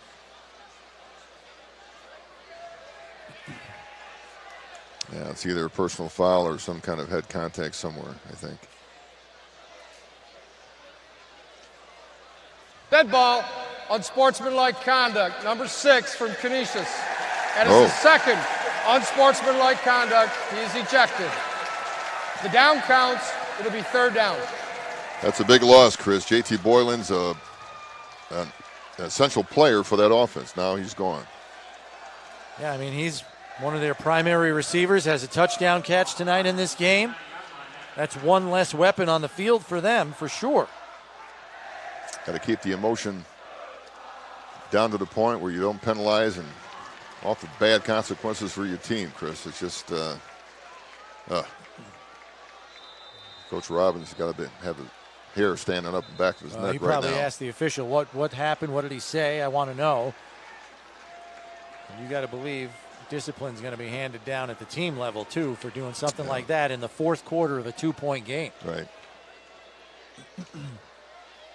Kids have to understand that they're penalizing their teammates, not just themselves. All right, here we go. So we've got 3rd and 13 now, or 3rd and 18.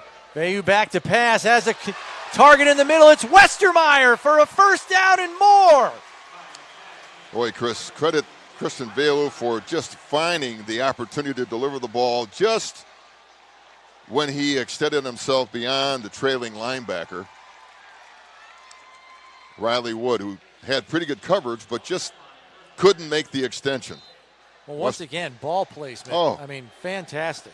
And it's just the element that, I know you covered the Bills, talking about our quarterback here, Josh Allen, about waiting that extra second to make sure that that receiver breaks open. That's what happened there. So 1st and 10 from the 12. Quick 3-step drop going to the corner, but a little off the mark there as Martin was the intended receiver.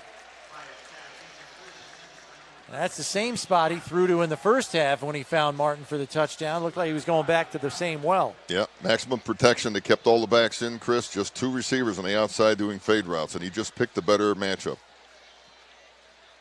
6:08 left in this game. Chris, St. don't you want to get in this ball game? Get down there. Get in the ball game here. Come on, get your helmet out. If you want me to kick, I'll kick. That's about it. I'm a soccer player. I wasn't a football guy. I know you could run a pattern, Chris. I know you could run one. Here's Vayu in a shotgun, going to roll to his right, under pursuit, and the pass off the hands and incomplete. Was intended there for Grant Taylor, but he can't come up with it. Coverage was tight as well. Yeah, a little flood pattern to the flat. He would have come uncovered here, but ball wasn't placed right. So now you got some decisions here now with that 2-point lead, Chris. You know, let's say you don't convert here. What do you do on 4th down? Your kicker's not available. What do you do? You're probably going for it. Yeah. You don't have a kicking game right now. Oh boy. This is 2-down territory. You think so that might change, what you call here. Yep. Maybe you're just trying to get a first down, although that's at the 2-yard line anyway. Big set of downs here. Here's a pitch play to the right to Jamison. Going to try to bounce it outside and gets down to the 10. And that is not nearly enough for a first down, so it's going to bring up 4th and long. I mean, we're talking about 4th and 7 or 8 here. Joel Nicholas did a pretty good job blocking, holding on at Leisman, and then letting go because you don't want a penalty called against you there to take you out of any kind of territory here. So, boy, talk about a huge call here, Coach. Oof. All right, Chris, let's see what happens here. 4th and 8 from the 11. So they can get a first down if they reach the 1-yard line. Obviously, they might be looking for the end zone. Timeout, St. Joe's. Coach Landry calls timeout here as he wants to get this play right. This is a gigantic play in the ball game. If you're St.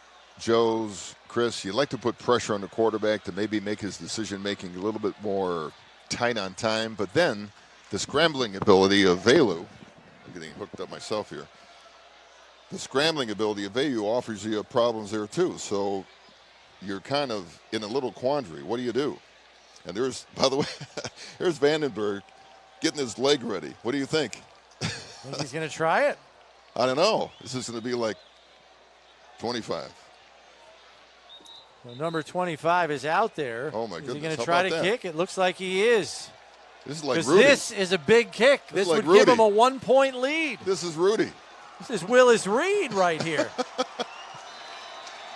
Coming on with the bum hip to try the kick. The snap was not good, and the kick is blocked. Vandenberg has it, throws it down the field. It's complete to Desiderio. He's in for the touchdown. Well, I don't think that'll happen, Chris. Ineligible receiver. I wanted to call it anyway. That was a Rudy play, wasn't it? Throw it to your lineman. Throw it to your lineman. Oh, ineligible receiver. That's unfortunate. I don't like that rule. Now, Chris, it probably worked in your backyard on Thanksgiving, but it doesn't work on New Era Field in a rivalry game. Wow. Oh, man. Chris, don't jump out the window here. Will you stay indoors, that was please? Entertaining. That might be my most hated rule in football, ineligible receiver. Hey, if the guy's there, let him catch it. I know. Desiderio had a touchdown in one of the games we did here last year on a fumble recovery, I think it was. Illegal touch on the offense. Number 73 is ineligible. It's a 5-yard penalty, loss of down, first down St. Joe's. That is a gigantic play in the ball game, Coach. I mean, that's a kick that could have given them a 1-point lead. The snap was a little low. The holder couldn't get it up fast enough, and great penetration by Joe's there on the play. But I guarantee you, Mr. and Mrs. Desiderio have that on film, and that's going to go down in the Desiderio Hall of Fame video socket right there, baby. That's on the highlight reel for sure. Oh, what a game. Still 5 minutes left in this one, and Joe's has the ball and a 2-point lead. And Joe's formula for good offense today is what they should go right back to now. You can run this clock out with a long drive here on the ground. You know, credit Vandenberg, too, for throwing it up, because what can he do? I mean, he didn't know that Desiderio might be in the receiving end. It could be something else going on, so credit him. There were 2 other players in the vicinity there. I don't know if either of them were eligible, but. Well, wow. But it's Joe's ball here as Micah Brown's in the shotgun. Going to go downtown for Klein. He's got him. 50, 40, down to the 35. Gigantic play, and Klein is shaken up on the play. Going to try to get back to his feet. Chris, I do think it was defensive holding, because there was some antics going on the way down, but what a great reception. Pass interference on the defense. That penalty's declined. First down. Gutsy play there, called by Coach Landry. I'm saying run it out. He's going for all the marbles. Hey, when you haven't won the game in 9 years, what do you got to lose? Let's go. Now, Mr. Brown, now let's go back to the formula that's really worked. The Scott and Brown series here. Let's see what happens. 4:40 and counting. Joe's into Canisius territory after that big reception by Klein of 40 yards. Handoff is inside, and not a lot there for Scott. Maybe a yard. You know, Chris, timeouts become a factor now. Both teams have 2, 4 minutes, 19 seconds and counting in the fourth quarter. You know, it's been a while since I coached here, but I still got that angst. I'm running around thinking what's going on over here. I got to calm down here. Jeez, I'm getting older. I can't take it. Well, you haven't sat down the whole game. You've been on your feet the whole time here. I got to you keep you in your might as chairs. well be on the sideline, I got to keep you in your chair so you don't jump out the window here. Well, you got to believe if Canisius can get a stop here that Coach Robbins may use one of his timeouts, knowing it'd be 3rd and long for Joe's. Snap a little high, but Brown handles it. Scott bowling his way forward, and only about a yard there. Still okay. For now, clock's going to run. Still okay. That's positive yardage, Chris. 3rd and 9. Still in possession. This is definitely 2-down territory. We all know that. Absolutely. Well, what has worked in the past, I mean, certainly the connections with Sam Klein, but I think when crunch time comes, you want to put the ball in your best player's hands. So I look for, and if I can predict here, I look for Micah Brown in some kind of rollout series, see what he can do. Here's a rollout just as Coach predicted. Going to cut it up inside and fighting for the first down. I think he might be just a hair short. Yes, he's a yard short, but you got 4th and manageable here, knowing you're probably going for it anyway.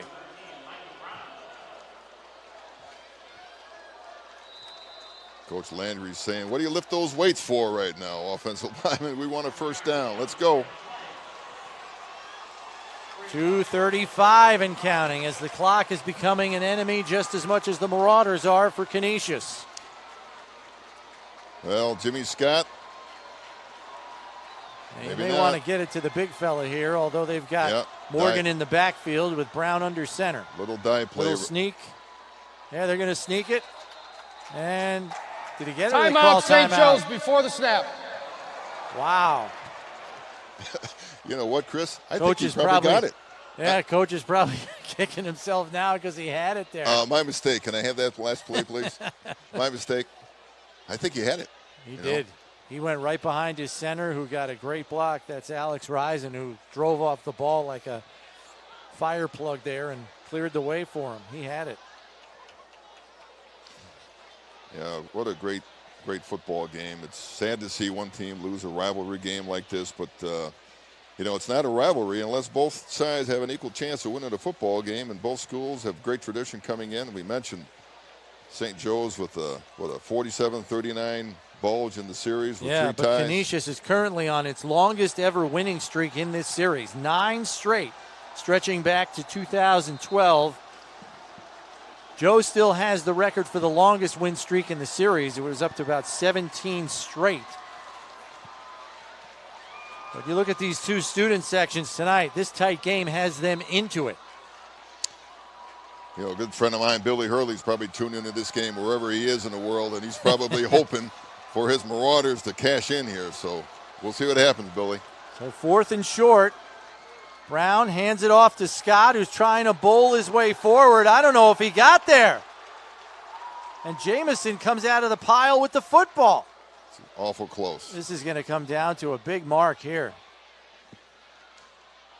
You know, I think the mark of the linesman, I kind of think that he's a little short, Chris. We'll see. If he is on the 25, he's going to be short. If he's beyond the 25, we're talking eyelashes here, and I think he's short.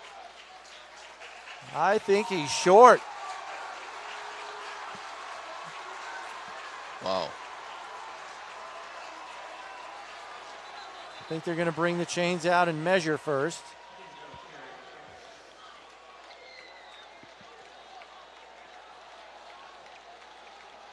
Yeah, I do think he's short. You know, I thought the linesman had his foot almost on that line, Chris, but the ball is kind of nudged back. I definitely think that's short by a smidgen, but I kind of think it's still short for the first down. Let's see. Yeah, oh, easily. By half a yard. Big stop for Canisius defense. And it's hard not to think about that timeout call, Coach.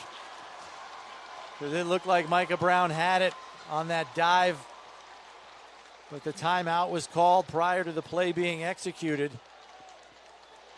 So Canisius with 2:09 left. If you remember, Coach, end of the first half, they had a successful 2-minute touchdown drive and went up by 13. Can Christian Veyu and the Canisius offense pull it off again? They got 7 at the end of the half. Can they get another 7 here at the end of the game? Veyu takes the snap, looks out to the left flat, completes the pass, and getting out of bounds there is Westermeyer. Well, there's some great collisions happening in the inside now. They're bringing more than 4, bringing that inside linebacker. And a great call, just to get some manageable yardage here. Just want to move the sticks. Nobody's panicking. 1 yard gain on that play. 145 and counting. Veyu back to pass, under pressure, down for the sack!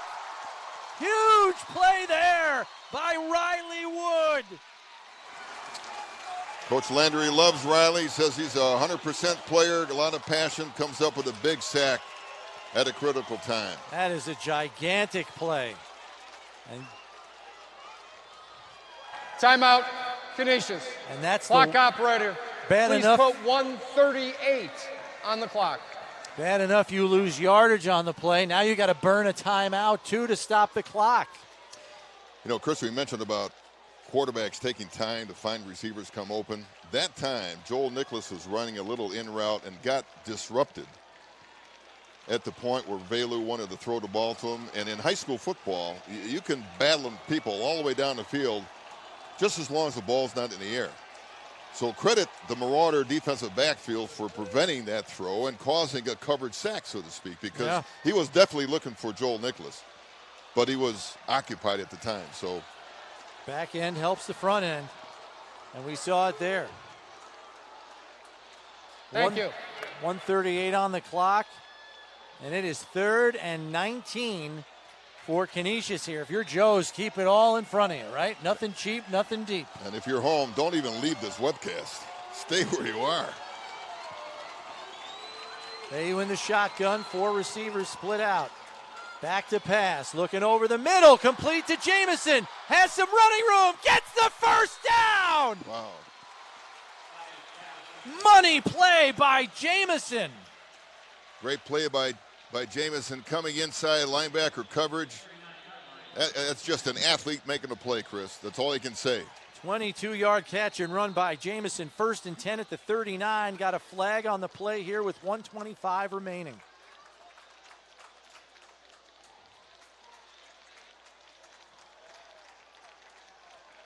Red ball, false start on the center. 5 yards, still first down. That's going to hurt. You know, it's just an inadvertent movement.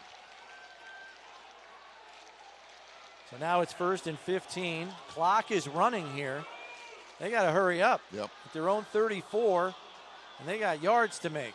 Look for some plays out of bounds, Chris. There's going to be some out-of-bound perimeter throws. Vayu back to pass. Steps up in the pocket, gets away from trouble, and he's going to run for a first down and more. But is he going to get out of bounds? No! Right. Exactly. Fortunately, the clock stops on a first down, but once they reset the sticks, the clock's going to go again. They're going to lose at least 10 seconds here, Chris. They're going to lose it. Unless they spike it fast. There's the snap. Vayu back to pass, gets to the sideline. Throws it to Martin, who gets out of bounds after a gain of 7. 45 seconds left. The Crusaders do have a timeout at their disposal if they need it. Right, 2nd and 5. All right, let me ask you, Coach Brown. Do you keep the timeout in your pocket for the field goal, or do you? I think, well, if you come into a circumstance where you got to use it, you got to use it, right? Well, you got to work this clock, keep working the sideline routes, spike it if you need to. Yep. After a first down. 1-on-1 coverage on the short side. There's the snap. Vayu out to the right to Jamison, complete for a first down, fighting for extra yardage. Get down. He might just want to go down and save clock time. All right, clock stops, but you're going to sacrifice 5 to 7 seconds when they put it back in play, Chris. 37 seconds left, but as soon as they reset the sticks, the clock will go again. He's got to stop it. Okay. Spikes the ball on 1st and 10. Loses a second there. 36 seconds left. St. Joe's up 28-26. This is a barn burner, folks. Well, here's what's going to happen now, Chris. You definitely, I think Coach has got to have a shot play here. There's got to be an attempt to bring it into the end zone, because you never know when you'll have another chance to do it. You know, because if you do have a play where he gets caught in bounds, there goes your timeout. 2nd and 10 from the 32. Vayu back to pass. Looks out to the left. Did he catch it? Yes, he did, but he fell down. Had to stretch for it. Time's running. Tough play there for Calhoun Lewis. Clock is ticking. 22 seconds. 21, 20. Snap to Vayu. Back to pass. Left sideline complete. And getting out of bounds for a first down is Lewis. 15 ticks left on the clock, but it's 1st and 10. Chris, you know, I would call a timeout from St. Joe's right now just to get them lined up, because they're... And give them a breather, because a lot of guys are breathing hard right now. There's a lot of soft coverage going on, and you really have to get in their face. I know they're preventing the long throw, but settle down your defense.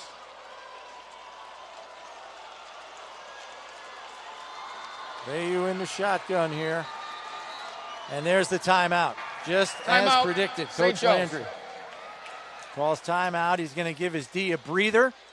That is the 3rd and final timeout of the game. And maybe a little pep talk, too. You know, and I'm thinking of this scenario, too. Let's say they don't do a shot play, but they have a 10-yard out. Then here comes Mr. Vandenberg again to play Rudy.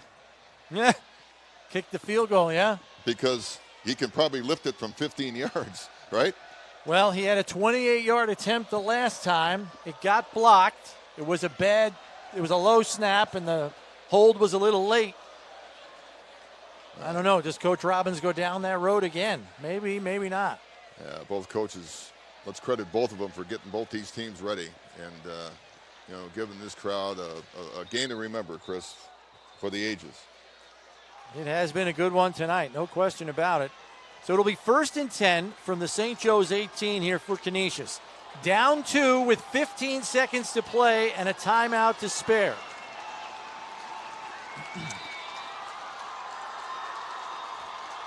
You wonder if this is where they take their shot at the end zone. This would be the time. Vayu back to pass. Nobody open on the right side. Looking left into the end zone. Touchdown! Did he get both feet in? They say yes! Touchdown, Canisius! Jason Martin! Wow. How many times have they said wow tonight? You know? 7 seconds left in the game, and Canisius has taken the lead. Unbelievable. Second touchdown of the night for Martin. on a busted play, Coach. Nothing. He was clearly looking to his right to throw that ball. Nobody there. Yep. And then just made something happen. Yeah, he just high pointed the ball, got it at his highest point. Timeout, Canisius.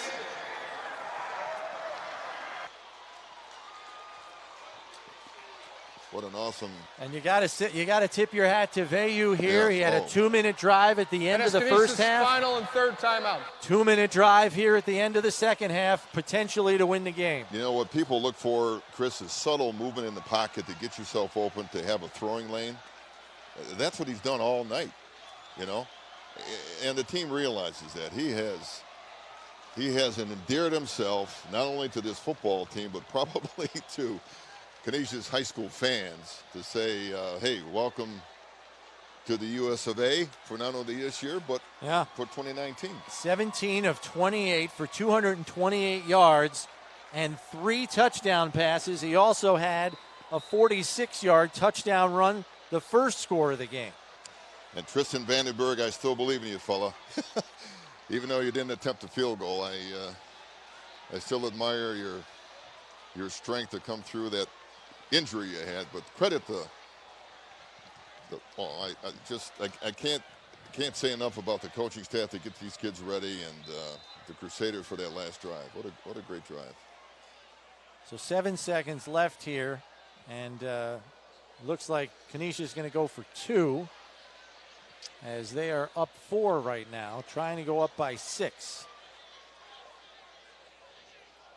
No, penalty there, I think. Rolling out to the right, looking in the end zone, and the 2-point conversion is good. As Veyu finds Max Murray in the back of the end zone to make it a 6-point game. 34-28 is your score in favor of Canisius. 7 seconds left. Now, put your special teams hat on, Coach. What kind of kick do you have here? A squib? Well, at 7 seconds left, there's some kind of scenario where you have that rugby situation going on. I'm sure that. Or do you even kick it out of bounds? Well, give it to him at the 40. I don't know. Well, trust your coverage team to hope that they can, do their job one time a football game, because most of them have been little pooch kicks that have kind of broken open anyway. I'm not into that, landmine kick where you kind of just drop it over the interior lineman and then try to hope for that ball to bounce around and you recover it. They've got some people positioned to grab the ball and make a run for it.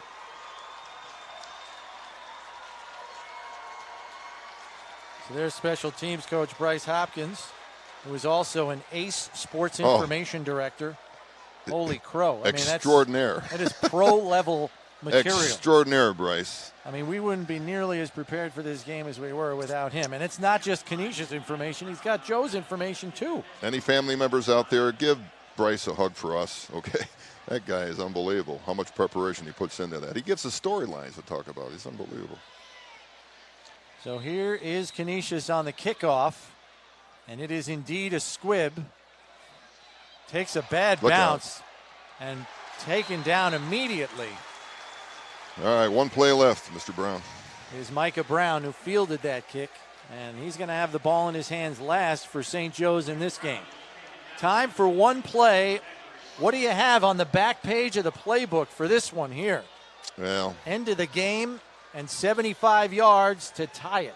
First of all, you're going to see the loosest defensive backfield that the Marauders the Crusaders can put up here, and I kind of think that Micah's just going to let it go. Maybe hope for a penalty. Chris, have another on-time down, maybe. Yep. Probably looking for his man, Sam Klein. Back to pass. Throw under some pressure.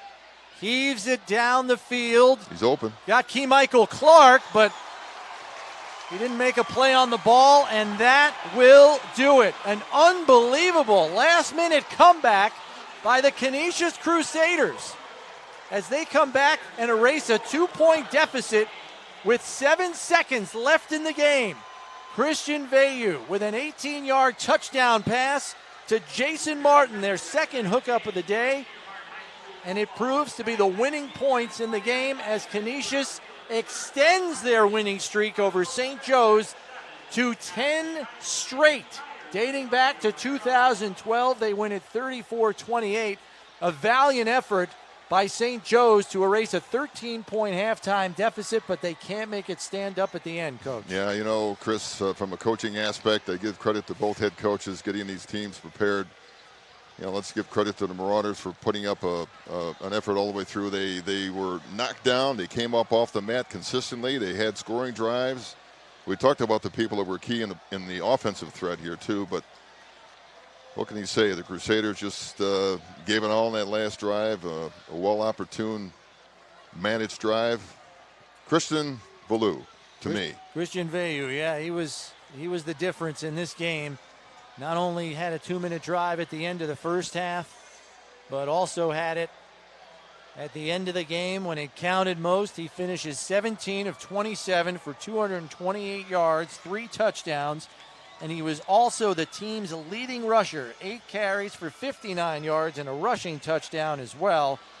I mean, hands down, your MVP in this game for sure, as Canisius continues its domination of St. Joe's here.